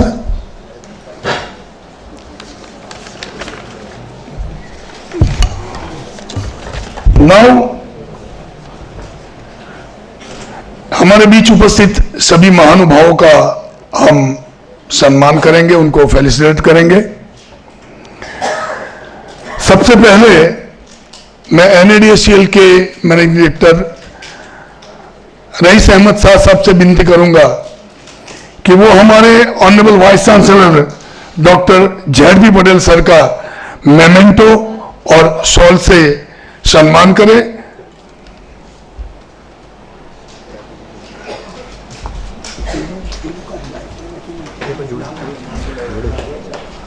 उसके साथ मैं KK Singh साहब और सभी को जुड़ने के लिए बोलूंगा कि वो हमारे honourable vice chancellor doctor ZB Patel sir को बेस्ट एडमिनिस्ट्रेटर अवार्ड भी दे रहे हैं। Best administrator award ZB Patel sahab को सभी डिग्निटरीज इसमें सम्मानित होंगे।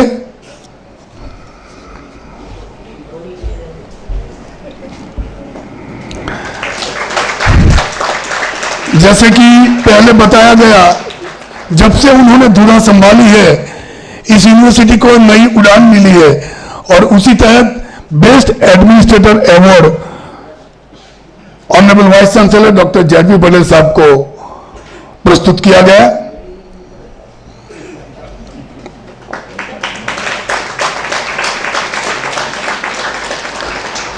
अब मैं तिमूर अलावत साहब से विनती करूंगा कि वो KK सिंह साहब को मेमेंटो और शॉल अर्पण करें।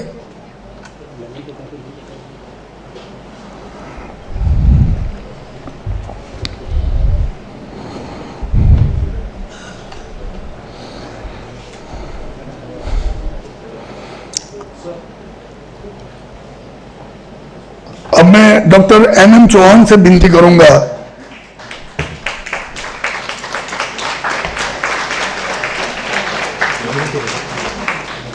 कि वो डॉक्टर सुब्रत कुमार रॉय साहब का सम्मान करें। Doctor NM Chauhan please.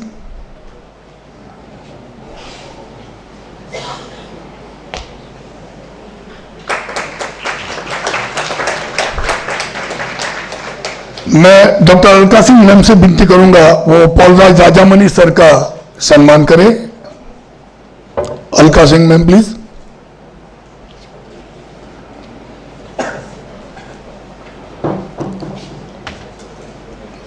और अलका सिंह मैम को फिर से एक बार विनती करूंगा, वो रईस अहमद शाह साहब का भी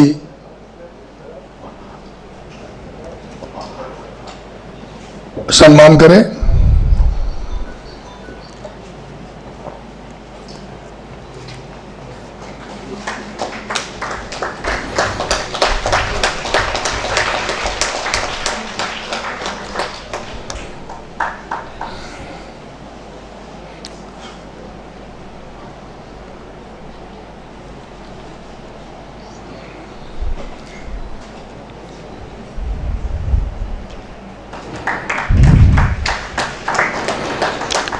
मैं डॉक्टर जीबी कालरिया से विनती करूंगा कि वो डॉक्टर एनएम चौहान को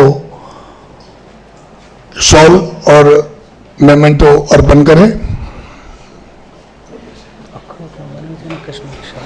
ये मेमेंटो वॉलनट के लकड़े में से बनाए गए हैं और स्पेशली कश्मीर से ही हमारे लिए यहाँ लाए गए हैं।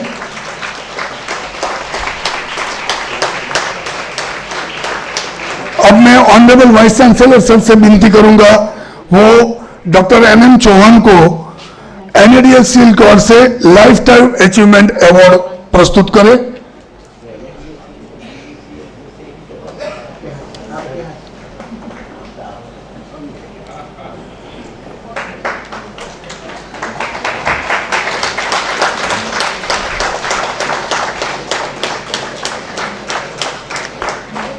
मैं डॉक्टर अल्पेश लेवा जी से विनती करूंगा, वो डॉक्टर अलका सिंह मैम का सम्मान करें।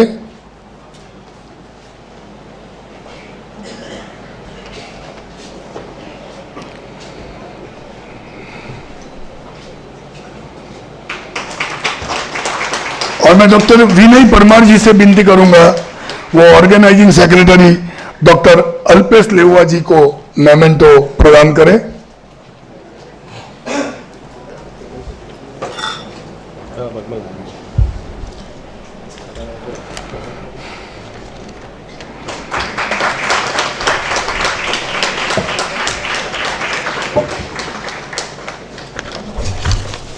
Thank you very much sir. मैं डॉक्टर अल्पेश लेवा सर से और निकुल सिंह चौहान सर से विनती करूंगा, हमारे director of research doctor तिमुर Ahlawat sir का सम्मान और उन्हें मेमेंटो प्रदान करें।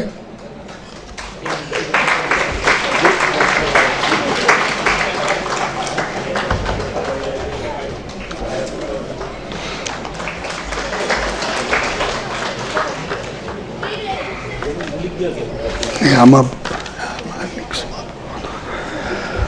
Thank you very much sir. Now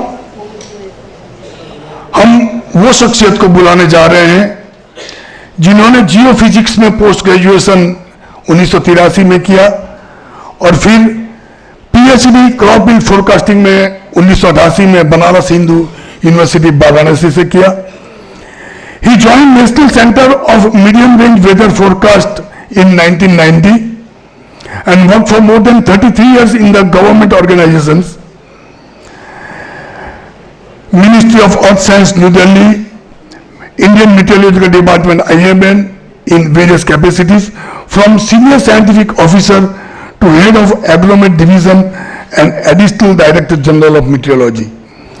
He has immensely contributed in the establishment and development of operational agriculture weather forecasting and agrometeorological advisory services at district and block level for farmers in India by setting up a network of agromet field units in state agriculture universities and district agromet university at KVKs of SAUs.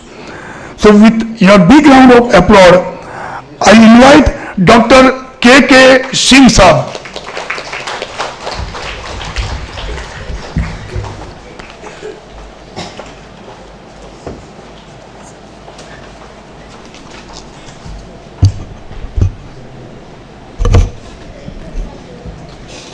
A very good, I do not know, it is morning or after, very good morning.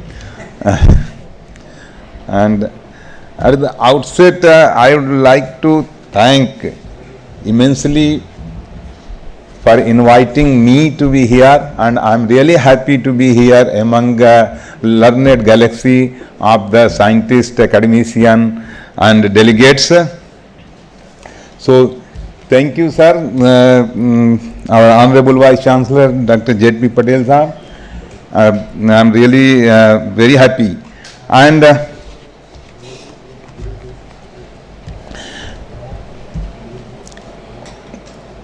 आज के इस अंतर्राष्ट्रीय conference समारोह के अध्यक्षता कर रहे our Honorable Vice Chancellor Dr. J.P. Patel, Navsari Agriculture University.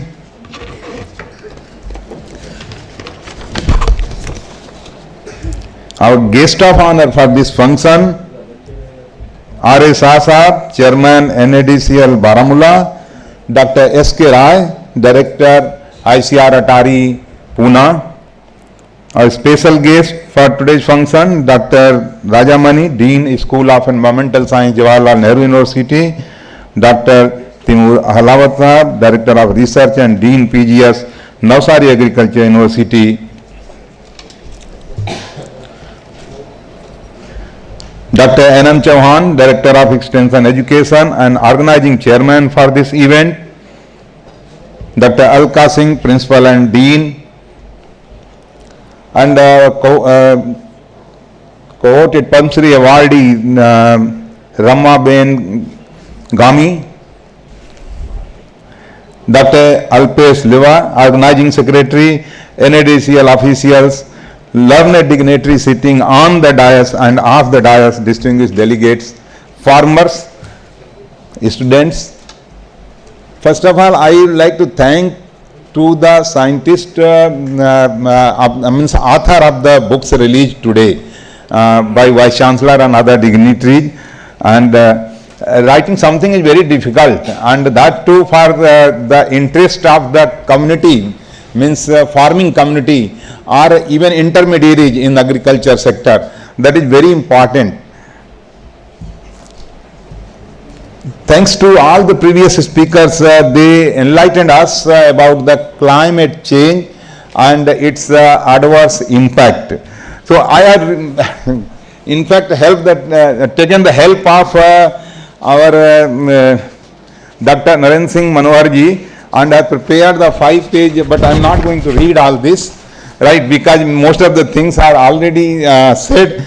So what are the important points I will definitely touch upon and make the session interesting as an expert to be here.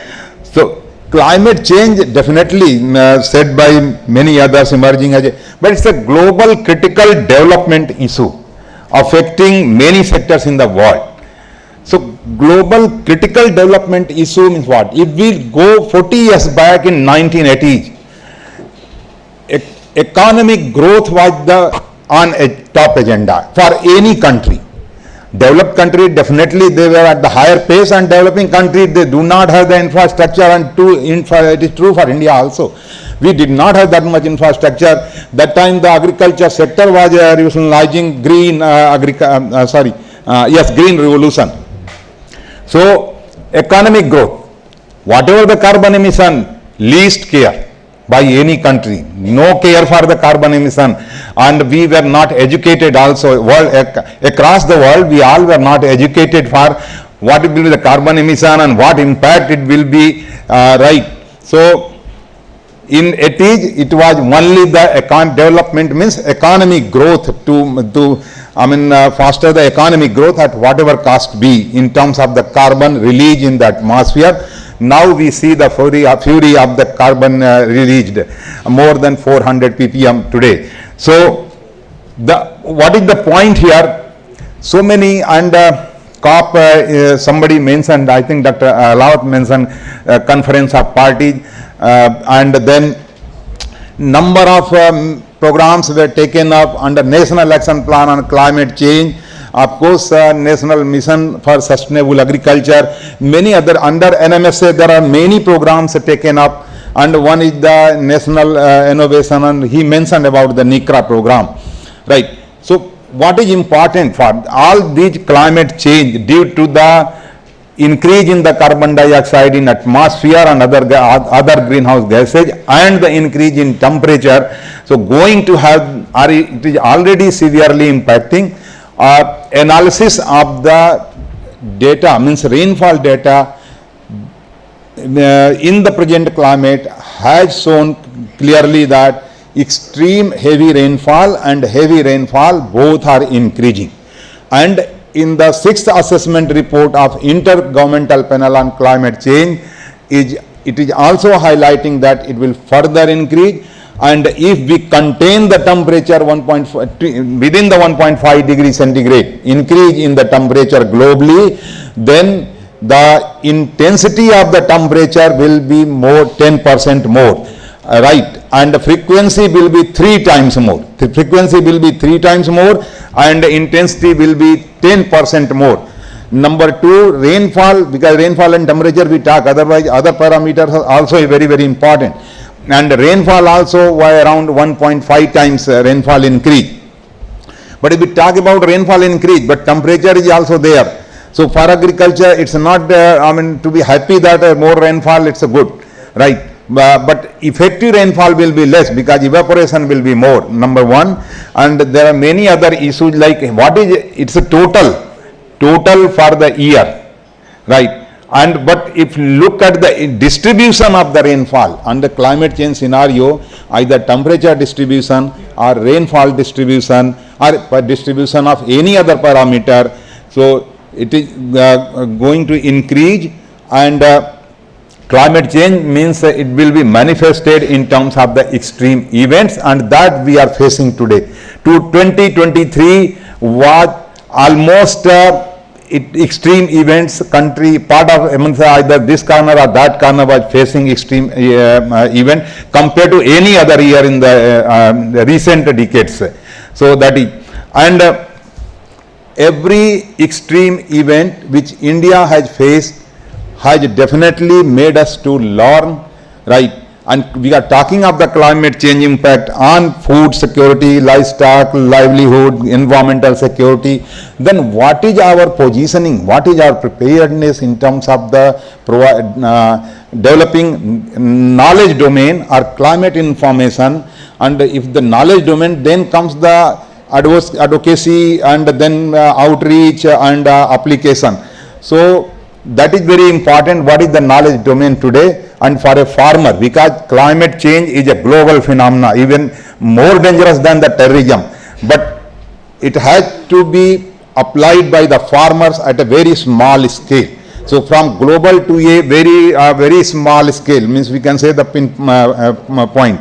So here the important is for a farmer, if farmer is worried for what kind of crop he has to start, traditional crops, say rice cultivation for example, so he has to plan in the beginning that should he go for the traditional variety if it is long duration, or should he delay the planting and for a small duration or medium duration, or even variety with the less water requirement, or he should change the crop totally in case of how the monsoon is going to behave. That is, monsoon is a lifeline for Indian agriculture. How the monsoon is going to behave, it is going to be deficit, it is going to be normal or surplus. So what is the India preparedness? Like National Monsoon Mission was set up in 2012 under the guidance of Ministry of Earth Science at Pune in Indian Institute of Tropical Meteorology, and the purpose was to prepare to generate the seamless weather forecast from our to beyond the crop season, means up to 9 months. But we go on to for higher lead time or greater lead time of the forecast, then it starts becoming probabilistic. It cannot be a definite forecast like we say that 5 millimeter it will rain tomorrow. So no, for a forecast, if we want forecast for a fortnight, for month, for season in advance, it has to be probabilistic. Then what is required that our agriculture scientists has to learn how to apply the probabilistic forecast, means So they are the bridge between the information available and the farmers who has to use this information in his decision making. That is important. It doesn't mean that forecast is available and farmer can right away start using. So this is a strong, means very large gap how to use the probabilistic forecast. So these are the, because of the climate change, more frequent rain, more frequent drought, and change in the pattern of drought, change in the pattern of temperature, so makes it provides opportunity for agriculture scientists to work on how to communicate the information. That is one of the most important under changing climate, one of the most important area where we need to work. Now we know that large source of employment, agriculture is a large source of employment for India also and for surrounding countries. There is the initiative started like Bay of Bengal initiative for multi-sectoral technical and economic cooperation known as BIMSTEC. 7 countries are included: India, Bangladesh, Nepal, Bhutan, Sri Lanka, and Thailand and Myanmar. Why I am saying this is important also, that's why I am mentioning. And it means multi-sectoral technical and economic cooperation where climate and environment is also included, trade is also included. What is the significance of trade in developing resilience against the climate change? That is I want to highlight here. And there is in fact, BIMSTEC is having a memorandum of understanding with a few organizations in climate side also with the Ministry of Earth Science, in agriculture side with few organizations, say one, some of you may be aware also, the World Food Policy Research Organization, WFPRI, the India branch located in Delhi. So these two organizations are collaborating to work towards a sustainable and inclusive transformation of food system in region. Region means these 7 countries on the BIMSTEC by focusing on 3 major areas. That is the food security and poverty, trade and investment, and climate change and environment. And as I said, agriculture remains, we know that agriculture remains the largest source of employment across the BIMSTEC country, and agriculture remains, then if the shocks are there, weather shocks through climate change, definitely it will get jeopardized and affect, and then price rise also may be there, price inflation may be there of the agriculture commodity.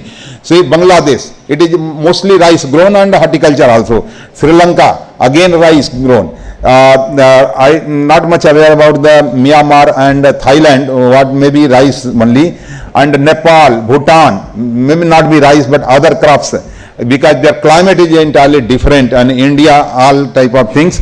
So if the, suppose for example Sri Lanka gets due to the climate shocks, Sri Lanka agriculture gets ruined or gets jeopardized, then so it's not the within the country only, it's among the country also such kind of coordination is required. Means importance of policy is there on trade, and because so how the trade is going to help.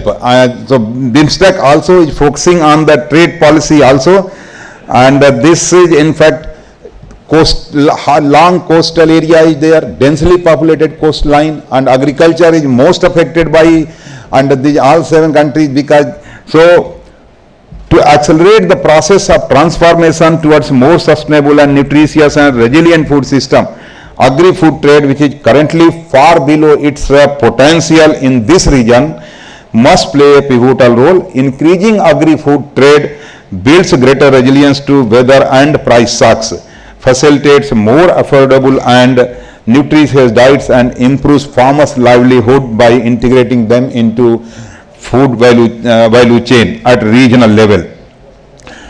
Then coming to, there are different tools, and by Indian scientists have been worked out that yield is likely to decrease under climate change scenario using 2050 scenario, using 2080 scenario. There many authors have worked on and found the decrease in the yield. If no adaptation is considered, then decrease in yield of rice crop in rain-fed region, in wheat crop in the rain-fed region, for maize also. Means largely food crop yield is going to decline if there is no adaptation. business as usual, whatever the practice, management practices we are adopting, the same practice we go on, and the temperature, rainfall, what is projected, we use as input in the simulation model, definitely decrease in the yield is projected. So, in fact, and there are many farmers, means poor household I am talking of. So, there are government initiative, and like Dr. Rai mentioned about the weather-based agro-advisory services. Weather-based agro-advisory services is mostly focusing on the 10-day forecast, but there is a huge opportunity for using extended range forecast and seasonal forecast, as I mentioned. Of course, NICRA. And another important tool is the creation of farmer producer organization. This is very, very important in terms of somebody mentioned, previous speaker mentioned that growing the crops as per suitability of the climate, agro-climate region. So that is the, but as an individual farmer, where the 85% farmers are marginal or small holder, so it's not possible if the, say, this region is known for this particular crop, if we grow, it will give more yield, but it may not be possible for a particular individual farmer. But at the community level, like a farmer producer organization, perhaps this mechanism or this tool will be very, very, this will play a very critical and important role in rationalizing and regulating the crop cultivation suitable to particular zone as per climate consideration. And if any risk is there, yes, government has come up with many improvement and revision in Pradhan Mantri Fasal Bima Yojana.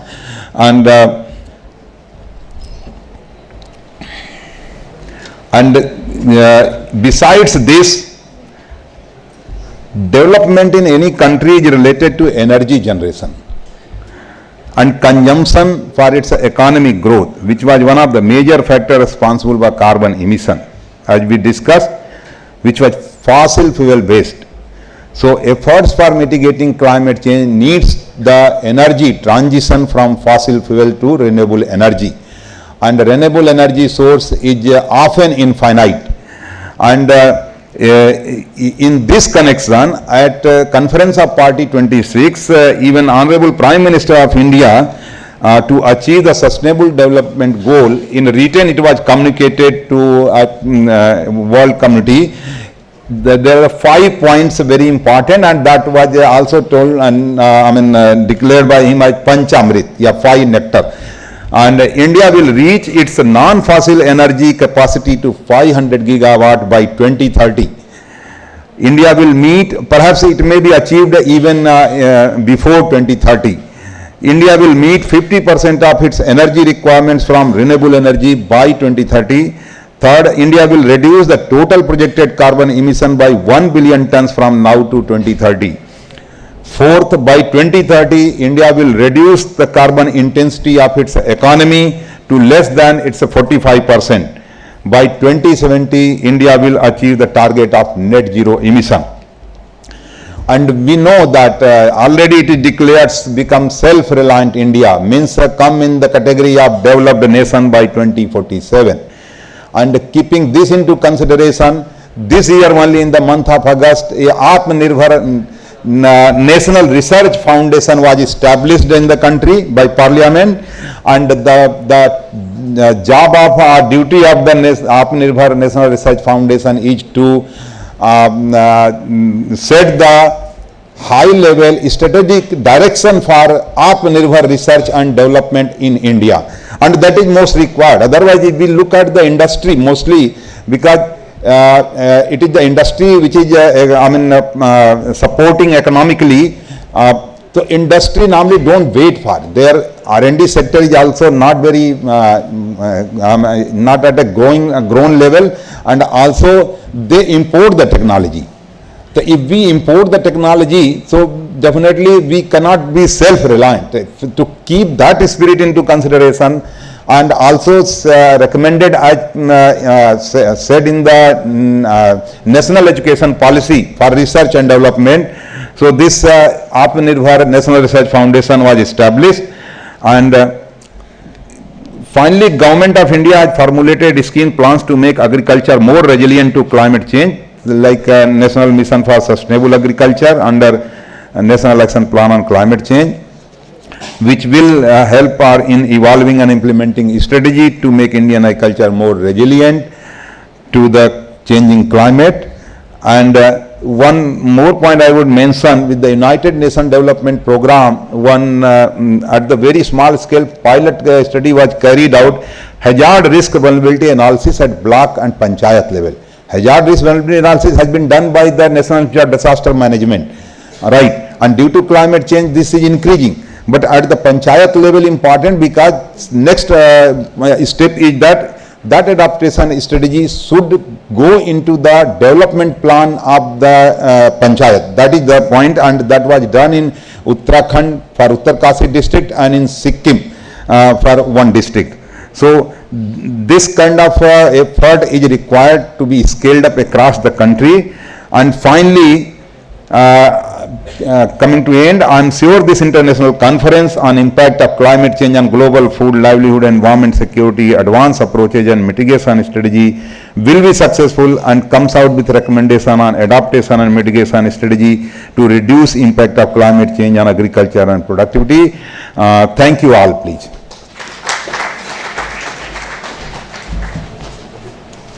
Thank you very much, Dr. K.K. Singh साहब. और अब हमारे alumni और जो अल्पगिरी seed के managing director Girish Patel जी को मैं मंच पे बुलाना चाहूँगा. गिरीश पटेल जी हमारे बीच पधारे हुए सभी महानुभावों को मेमेंटो दे के उनका स्वागत सम्मान करना चाहते हैं. सबसे पहले honourable vice chancellor doctor Z P. Patel sahab को मिस्टर गिरीश पटेल मेमेंटो प्रदान करेंगे.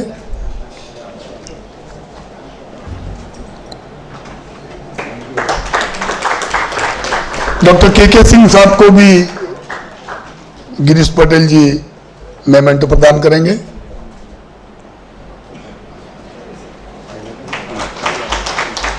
डॉक्टर रॉय साहब, डॉक्टर एस.के. रॉय साहब को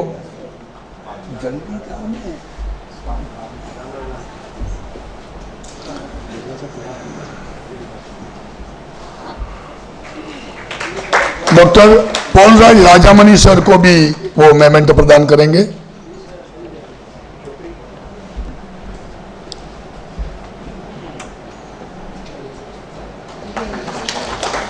डॉक्टर रईस अहमद शाह साहब को वो मेमेंटो प्रदान करेंगे.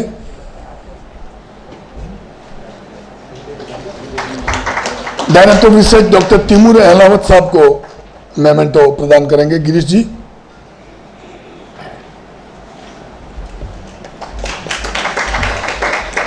डॉक्टर निकुल सिंह चौहान जी को मेमेंटो प्रदान करेंगे Girish ji. Dean horticulture doctor Alka Singh ma'am को वो मेमेंटो प्रदान करेंगे. और इस कॉन्फ्रेंस के ऑर्गेनाइजिंग सेक्रेटरी अल्पेश लेवा जी को वो मेमेंटो प्रदान करेंगे. Thank you very much Girish ji. अब डायस के नीचे विराजे पद्मश्री रमीलाबेन गामित जी और डॉक्टर हर्षाबेन पटेल को मेमेंटो प्रदान करेंगे.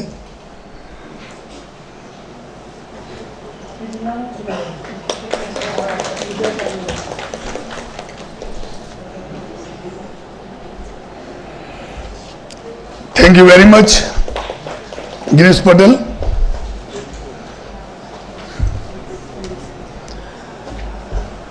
अब मैं बुलाना चाहूंगा वो शख्सियत को जिनके बारे में अक्सर मैं एक पंक्ति बोलता रहता हूं.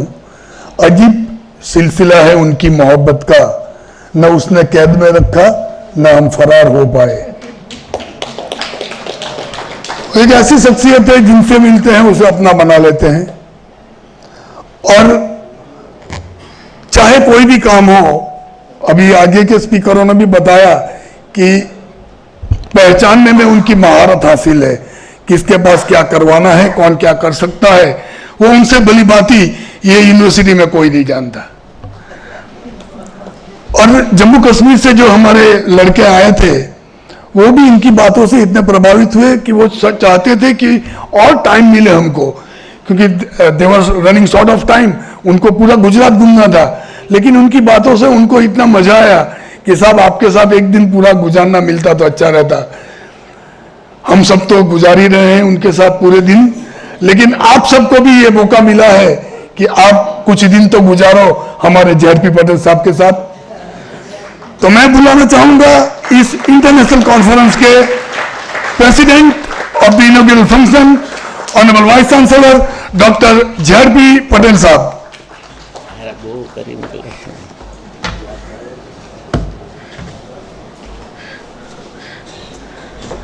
अभी सुप्रभात तो खत्म हो गई, गुड नून हो गया।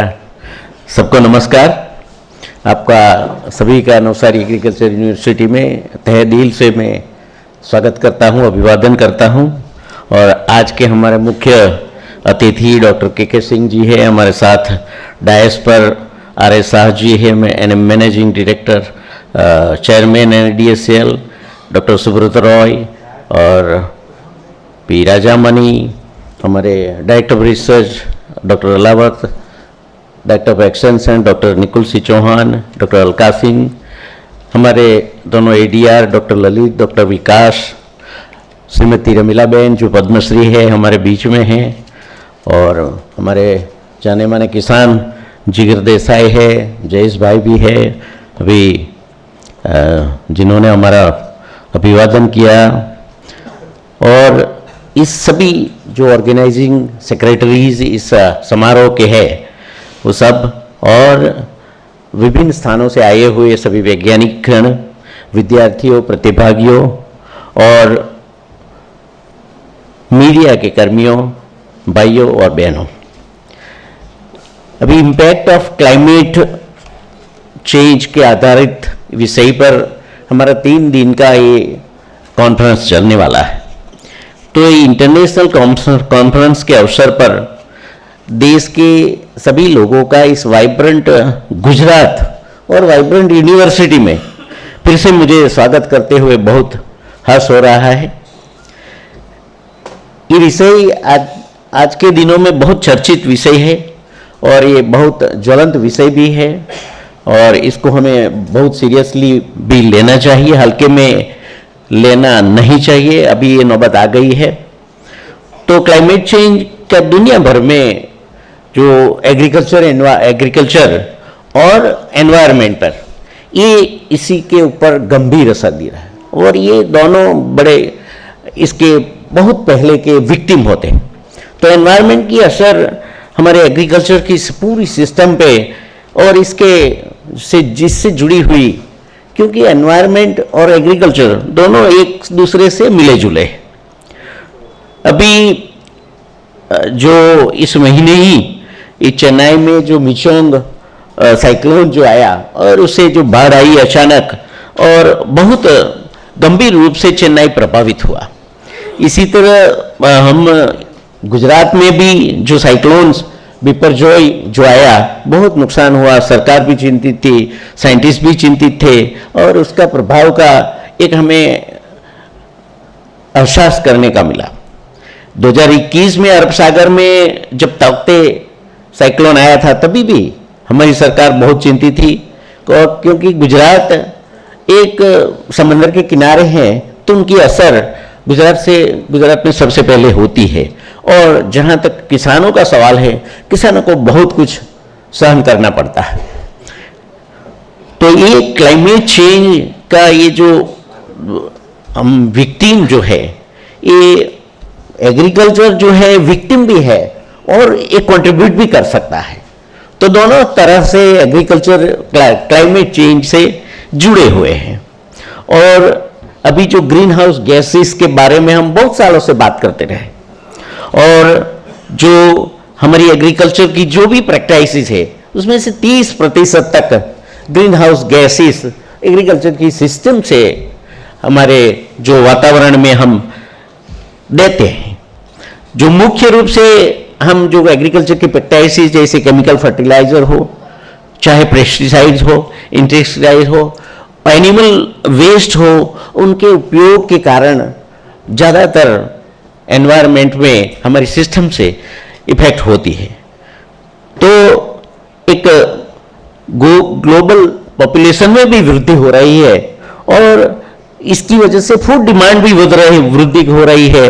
डेयरी प्रोडक्ट की, मांस प्रोडक्ट की, ये सब की जो हो रही है और इसकी जो प्रैक्टिसेस हम कर रहे हैं और इसकी इंटेंसिटी के परिणाम स्वरूप हमें ग्रीन गैस का हम हर दिन बढ़ावा करते जा रहे हैं। तो उसके लिए हमें क्लाइमेट चेंज के कारण हमारी एग्रीकल्चर सबसे ज़्यादा प्रभावित होती है, इससे हमें सोचना चाहिए। हाल के क्लाइमेटिक चेंज ने एग्रीकल्चर प्रोडक्शन पर भी प्रभाव दिखाया है। हम संशोधन कर रहे हैं क्या असर हो रहा है, कैसे प्रोडक्शन घट रहा है, और ये सोचने का भी समय है। और टेम्परेचर और रेनफॉल की पैटर्न में भी महत्वपूर्ण परिणाम आ रहा है, महत्वपूर्ण परिवर्तन आ रहा है एग्रीकल्चर में, और इसकी वजह से बड़े पैमाने पर हमारी जो क्रॉपिंग सिस्टम जो है, जो प्रोडक्शन सिस्टम जो है, उसके ऊपर हमें असर दिख रहा है। और हर साल हमें अगर हमारा क्रॉप कुछ शिकार बन जाता है, नुकसान हो जाता है, जैसे हमारे जो इलाके हैं पूरे साउथ गुजरात आम का इलाका है, तो आम बहुत सेंसिटिव है, क्रॉप है, तो आम का अगर कोई भी क्लाइमेटिक चेंज आया तो आम किसान कुछ नहीं कर सकता, सरकार कुछ नहीं कर सकती। इसीलिए हमें कुछ परमानेंट सॉल्यूशन के लिए धीरे धीरे सोचना पड़ेगा। ये एकदम कोई इसके लिए कोई मशीन नहीं निकलेगा। इसके लिए हमें कुछ ज़्यादा हमारे एग्रीकल्चर की सिस्टम जो है, हम जो टेक्नोलॉजी यूज़ कर रहे हैं, हम जो इनपुट्स यूज़ कर रहे हैं, उसी में हम धीरे धीरे, क्योंकि हमें प्रोडक्शन को भी बरकरार रखना है, कि उसकी बढ़ती हुई आबादी को, जनसंख्या को हमें प्रोडक्शन देके उसको खिलाना भी, पेट भी भरना है, और हमारा उत्पादन घटना भी नहीं चाहिए। और उसी तरह हमें एनवायरनमेंट में को भी सेफ रखना है। तो धीरे धीरे हम ये सब करेंगे।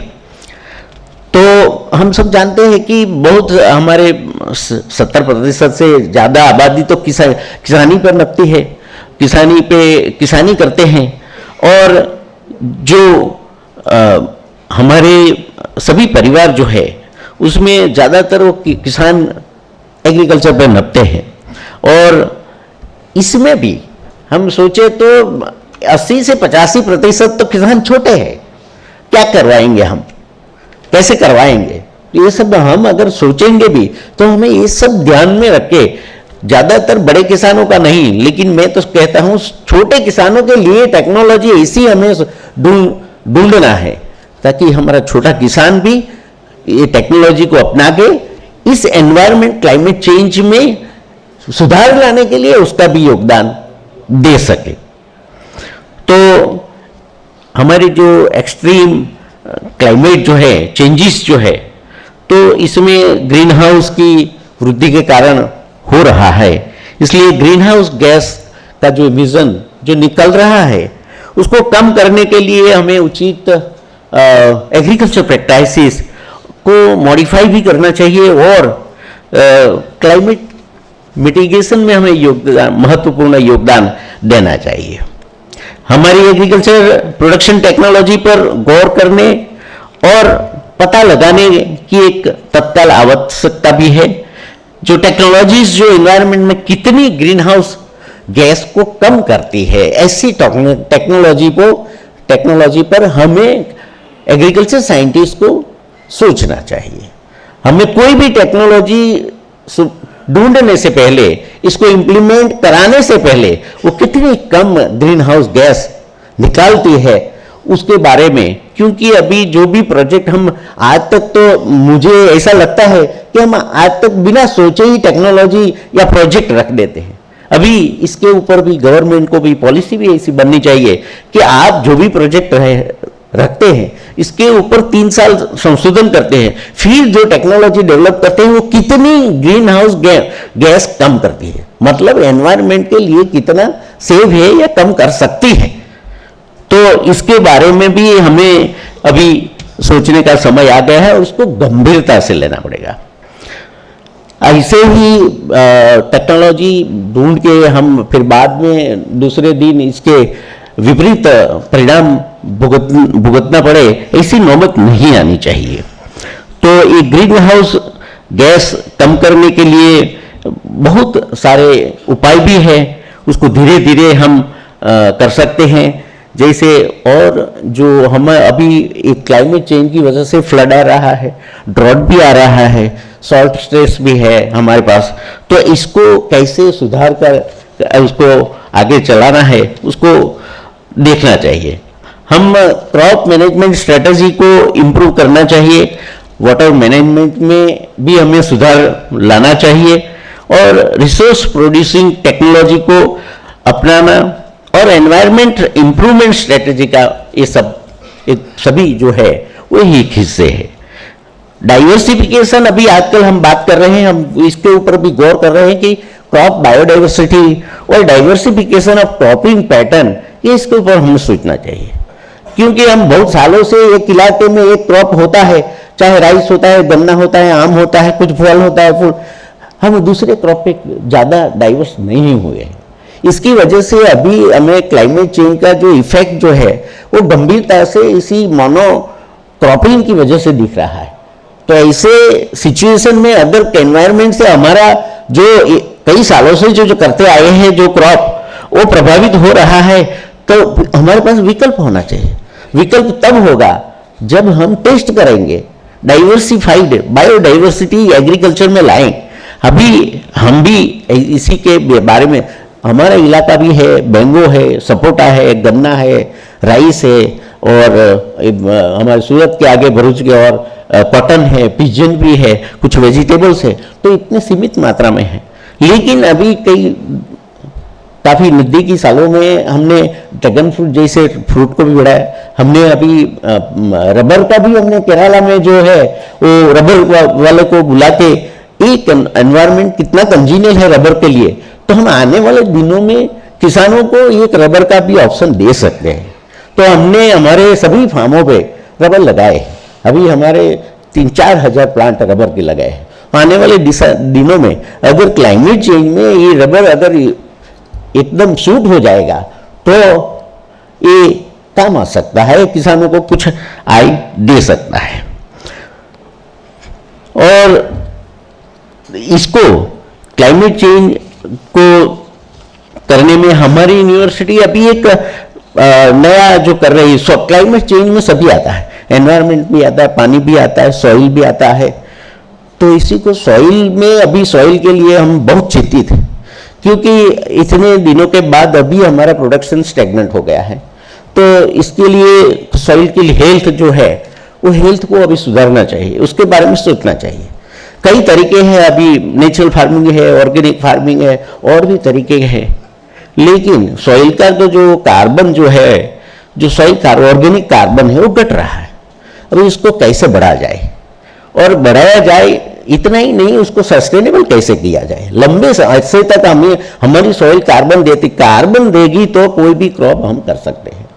अभी हमारी यूनिवर्सिटी ने बायोचार के बारे में सभी ने सुना होगा, तो ये बहुत पुरानी टेक्निक है लेकिन बहुत अच्छी टेक्निक है, क्योंकि हमें बायोचार जो है, जो प्लांट वेस्ट जो है, वो प्लांट वेस्ट में से बायोचार बना के हमें फिर से सॉइल में ऐड करना चाहिए, और ताकि सॉइल में जो ऑर्गेनिक कार्बन ऐड होगा, ऐसा कहा गया है और प्रूव्ड है, 700 से 1000 साल तक वो कार्बन टिका रहेगा, सस्टेनेबल रहेगा। तो ऐसी टेक्निक को करके हमारे जो एग्रीकल्चर प्रोडक्शन का जो वेस्ट जो है, वो वेस्ट को हमें अच्छी तरह से यूटिलाइज करना चाहिए। और कार्बन जो खास जो वायुमंडल में हमें जो कार्बन की जो फुटप्रिंट जो अभी मिल रही है, हम दे रहे हैं, उसी में हम कम कर सकते हैं। तो कार्बन फुटप्रिंट के बारे में आज तक पर्दे से ऐसे पेपर आते थे, हम लोग इतना सोचे नहीं हैं, लेकिन अभी जो प्रोग्रेसिव फार्मर है, इसको ऐसी टेक्नोलॉजी जैसे बायोचार और ऐसी भी कई टेक्नोलॉजी है, उससे वो कार्बन कमा सके, कार्बन क्रेडिट कमा सके और पैसा भी कमा सके। प्रदेश में ऐसा चालू हो गया है, शायद फिलीपाइंस और ऐसे कंट्रीज में भी चालू हो गया है। तो ये एक महत्वपूर्ण चीज है और जो प्रोग्रेसिव फार्मर है उसको भी सोचना चाहिए। हमारी यूनिवर्सिटी ने में करीबन 2 साल से हम बायोचार के उपयोग, बायोचार को कैसे बढ़ावा दे, बायोचार से क्या इफेक्ट होती है, तो ये सब हम कर रहे हैं और आने वाले दिनों में हमारे किसानों को एक अच्छी टेक्नोलॉजी इसके लिए देंगे। बहुत इजी टेक्नोलॉजी है, कोई भी किसान इसको कर सकता है, अफोर्ड कर सकता है और बड़ी आसानी से हम हमारे जो एग्रीकल्चर वेस्ट है वो वेस्ट को फिर हमें फिर से उमेरना, और जिसको बोलते हैं रीजनरेटिव एग्रीकल्चर, जो प्लांट पर है। एक्चुअली कुदरत का नियम चाहे देखो कि राइस आप पकाते हैं तो सिर्फ दाना जो चोखा जो है वाइट उतना ही लेने का हमारा अधिकार है, बाकी सब कुछ खेत में छोड़ने का। तो इसको बोलते हैं रीजनरेटिव। तो हम तो सब कुछ ले आते हैं और ब्रांड ले आते हैं, उसमें सॉइल निकालते हैं, इसको भट्टी में डालते हैं और राइस में से पोहा बनाते हैं, जो उसके ग्रास है उसको हमारे कैटल को खिलाते हैं। सभी कुछ हम तो यूज कर लेते हैं, कुछ तो छोड़ते नहीं, फिर दूसरी बार कैसे होगा। तो ये जो रीजनरेटिव एग्रीकल्चर है इसके बारे में और हर किसान को इसके बारे में गंभीरता से सोचना भी चाहिए। और दूसरा बहुत अच्छी एक बात जो है, कैसे हम कार्बन फुटप्रिंट को कम कर सकते हैं और ग्रीन हाउस गैसेस में हम हेल्प कर सकते हैं।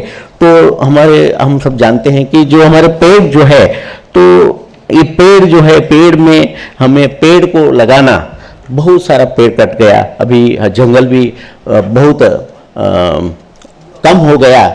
तो हर जगह पे अभी जहाँ भी देखो सीमेंट कंक्रीट सीमेंट का जंगल बन रहा है, पेड़ तो हो नहीं रहा है। तो ये एक पेड़ के बारे में भी, पेड़ को लगाने का एक हमें अच्छा कुछ पढ़ा है और हम कितना कार्बन डाइऑक्साइड निकालते हैं उसको भी एक गंभीरता से जानना भी चाहिए। हम जानेंगे नहीं तो गंभीरता से सोचेंगे नहीं। तो हम लगभग एक दिन में 1 किलोग्राम कार्बन डाइऑक्साइड ब्रेथ में छोड़ते हैं। हवा में हम श्वास लेते हैं तो दिन भर में 1 किलोग्राम कार्बन डाइऑक्साइड छोड़ते हैं। अभी इस हिसाब से 365 दिन का आप हिसाब लगाओ तो और आपकी औसत आयु 70 साल है, 70 ईयर्स है, तो 70 ईयर्स मल्टीप्लाइड बाई 365 डेज पर 1 kg कितना कार्बन डाइऑक्साइड हम छोड़ के जाते हैं। तो उसको कम करने के लिए भी हमें सोचना चाहिए। तो ऐसे अपने जीवन में आदमी 25,000 किलोग्राम कार्बन डाइऑक्साइड छोड़ते हैं, ऐसा एक कैलकुलेशन है। तो उसको कार्बन डाइऑक्साइड कौन खाता है? तो पौधे खाते हैं, पेड़ खाते हैं, वह हरी वनस्पति खाती है। तो उसके लिए हमें एक अच्छा सोच के, अगर अपना बच्चा का बर्थ होता है तो अभी सिस्टम चालू हो गई, बहुत सारे लोग पेड़ लगा रहे हैं। अपनी बेटी के जन्मदिन पे 10 पेड़ लगा दिए, 15 पेड़ लगा दिए, 5 पेड़ लगा दिए। तो ऐसा भी अगर हम एक छोटी सी जो अपनी जो मैं कहूँगा हरकत हम करेंगे तो एनवायरनमेंट को कितना हम मदद कर सकते हैं। तो ये एक सिस्टम के बारे में हमें सोचना चाहिए। ऐसी छोटी छोटी चीज़ें जो है, छोटी छोटी चीज़ें एक दिन बड़ा एनवायरनमेंट बन जाएगी और एनवायरनमेंट को हम एक हेल्प कर सकेंगे। और तभी ये ग्रीन हाउस गैस की जो गंभीरता जो आने वाले दिनों में होने वाली है उसको हम कुछ कम कर सकते हैं और आने वाली अपने जनरेशन्स को भी एक अच्छा एनवायरनमेंट हम दे सकते हैं। अच्छा खाना तो देंगे, पैसा भी देंगे, लेकिन एनवायरनमेंट के बारे में हमने किसी ने सोचा नहीं। तो ऐसी छोटी सी हरकत करने के लिए भी मैं आज सबको आह्वान करूंगा। तो मुझे विश्वास है कि ये अब यहाँ एकत्रित हुए सभी जो वैज्ञानिक जन हैं, स्टूडेंट्स जो है, ये वायुमंडल के बारे में विचार विमर्श करेंगे। नई नई टेक्निकें, उनके जो भी एक्सपेरिमेंट होंगे, जो भी रिसर्च होंगे, रिसर्च के परिणाम भी रखेंगे, उसमें से कुछ न कुछ निकलेगा और एक अच्छी हम एक समाज के लिए, इस देश के लिए एक अच्छी सिफारिश इसमें से पेश करेंगे। मैं आयोजकों को भी बहुत बहुत धन्यवाद करता हूं और सभी प्रतिभागियों है और हमारे जो भी ऑर्गेनाइजिंग में जो लोग जुड़े हुए हैं सबको मैं धन्यवाद करके हमारी फिर यूनिवर्सिटी में फिर से भी आओ और हम सहयोग करें, साथ में सोचें और साथ में कुछ करें। इसी बात के साथ धन्यवाद कर रहा हूँ। Thank you.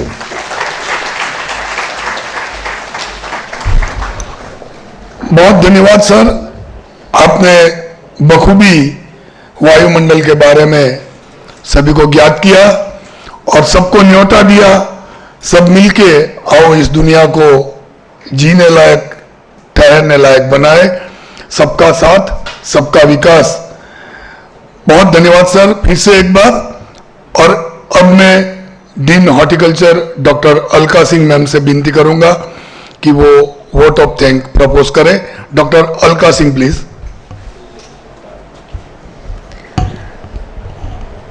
Honorable Vice Chancellor Dr. Z.P. Patel sir, the President of today's inaugural function, the Chief Guest of today's function Dr. K.K. Singh Saab, the Guest of Honor Dr.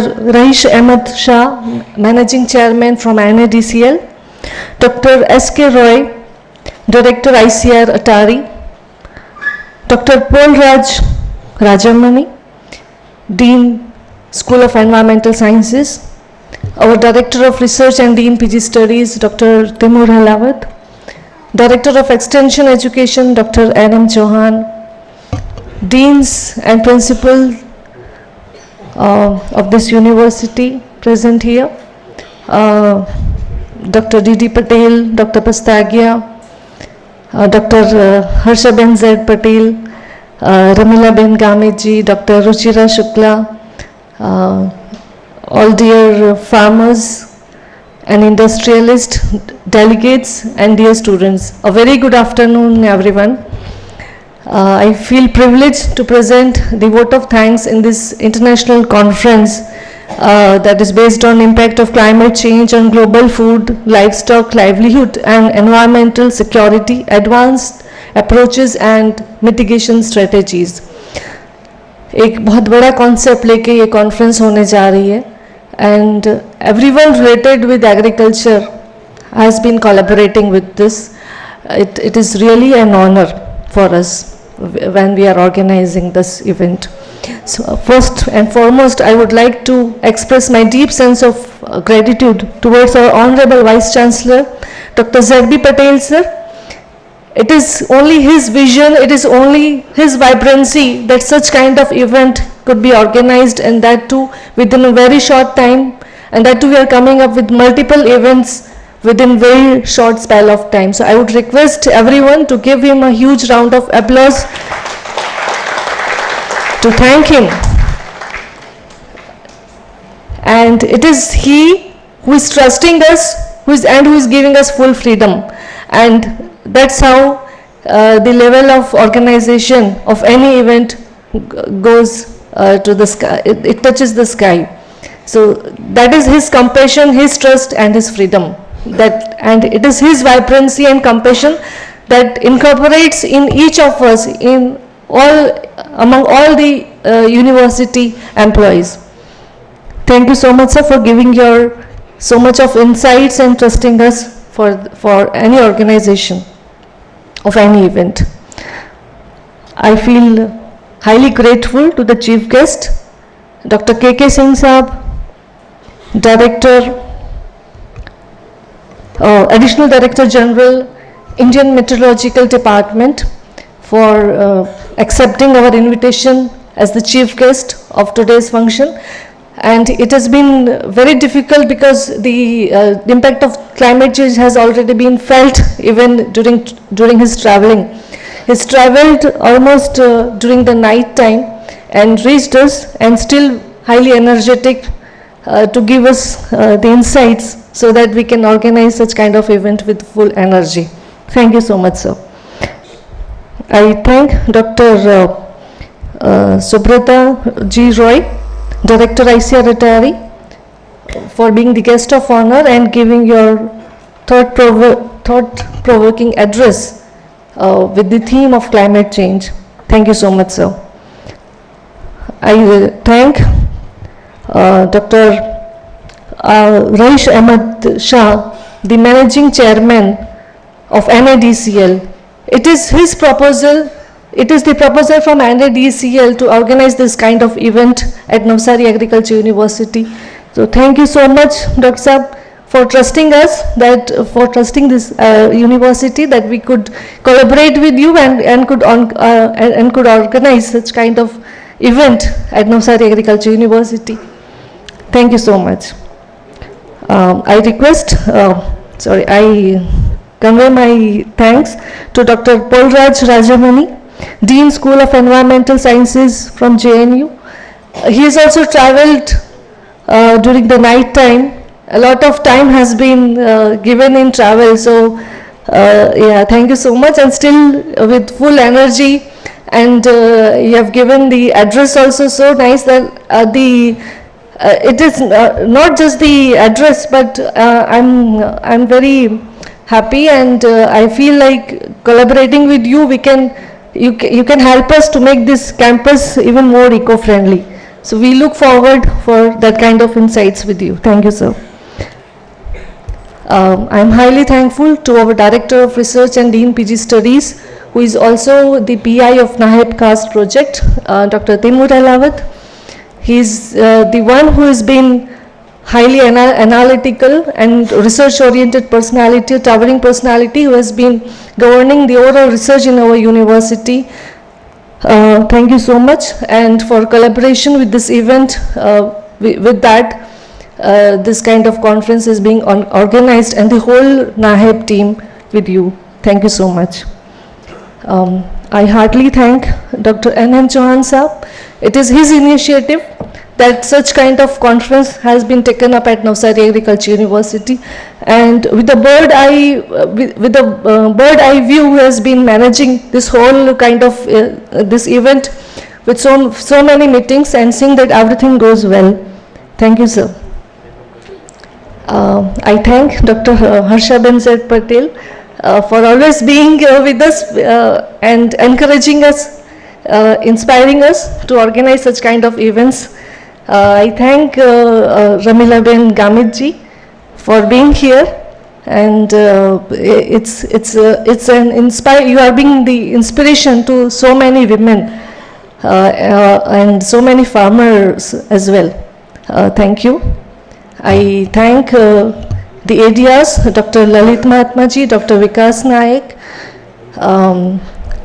Dr. D.K. Sharma, the industrialists who are also our alumni, Shri Girish ji, Shri Bhogilal ji, जो बहुत अच्छे हमारे यहाँ पे किसान भी हैं, जयेश भाई and other farmers, our principal over here from Navsari Agriculture University, Dr. Pastagya, Dr. D.D. Patel, and all the delegates and as well their family members as well. It is going to be a big conference because around 900 registrations, and that too with 300 plus offline registration. It would be conducted in 24 technical sessions in 13 halls. So that is going to be very cumbersome, and the credit goes again to Dr. Alpesh Levaji. Such kind of event cannot be held within a day or so. It takes so many months, and bird's eye view, a lot of planning goes with that. So Dr. Alpesh, thank you. And thanks to Shri Jamin Naik sir for anchoring this inaugural function. Thanks to all. Thanks to all the conveners, co-conveners and all the members. हमारी university में कितना भी बड़ा कर्मचारी हो या छोटा कर्मचारी, हर एक यूनाइट होके जो काम करता है, that leads to the success of any event.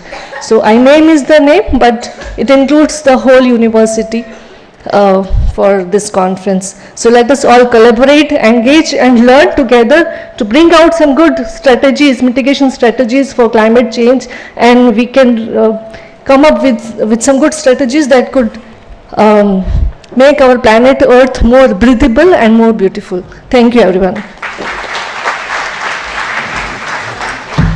Thank you very much, Dr. Alka Singh, for very flowering vote of thanks.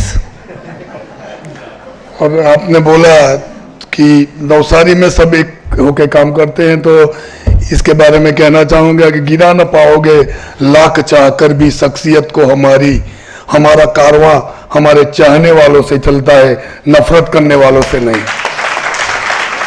तो ये हमारा कारवां झड़पी पटेल साहब की आगेवानी में बहुत तेजी से आगे बढ़ रहा है, और ईश्वर से प्रार्थना करें कि हमको किसी की नजर ना लगे और हम यूं ही आगे बढ़ते रहे।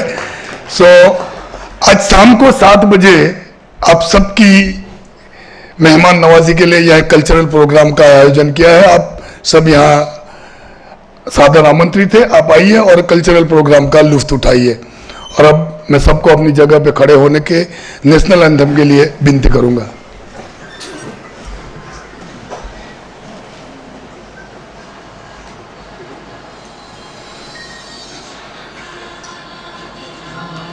जय है भारत। पंजाब सिंध गुजरात मराठा द्राविड़ उत्कल गंगा,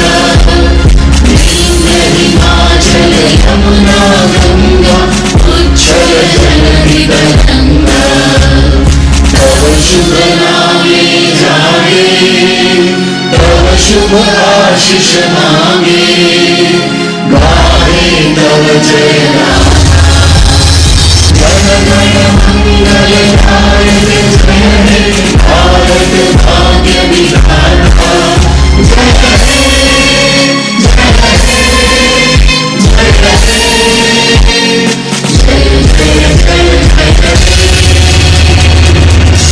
भारत माता की, भारत माता की, भारत माता की। Thank you all.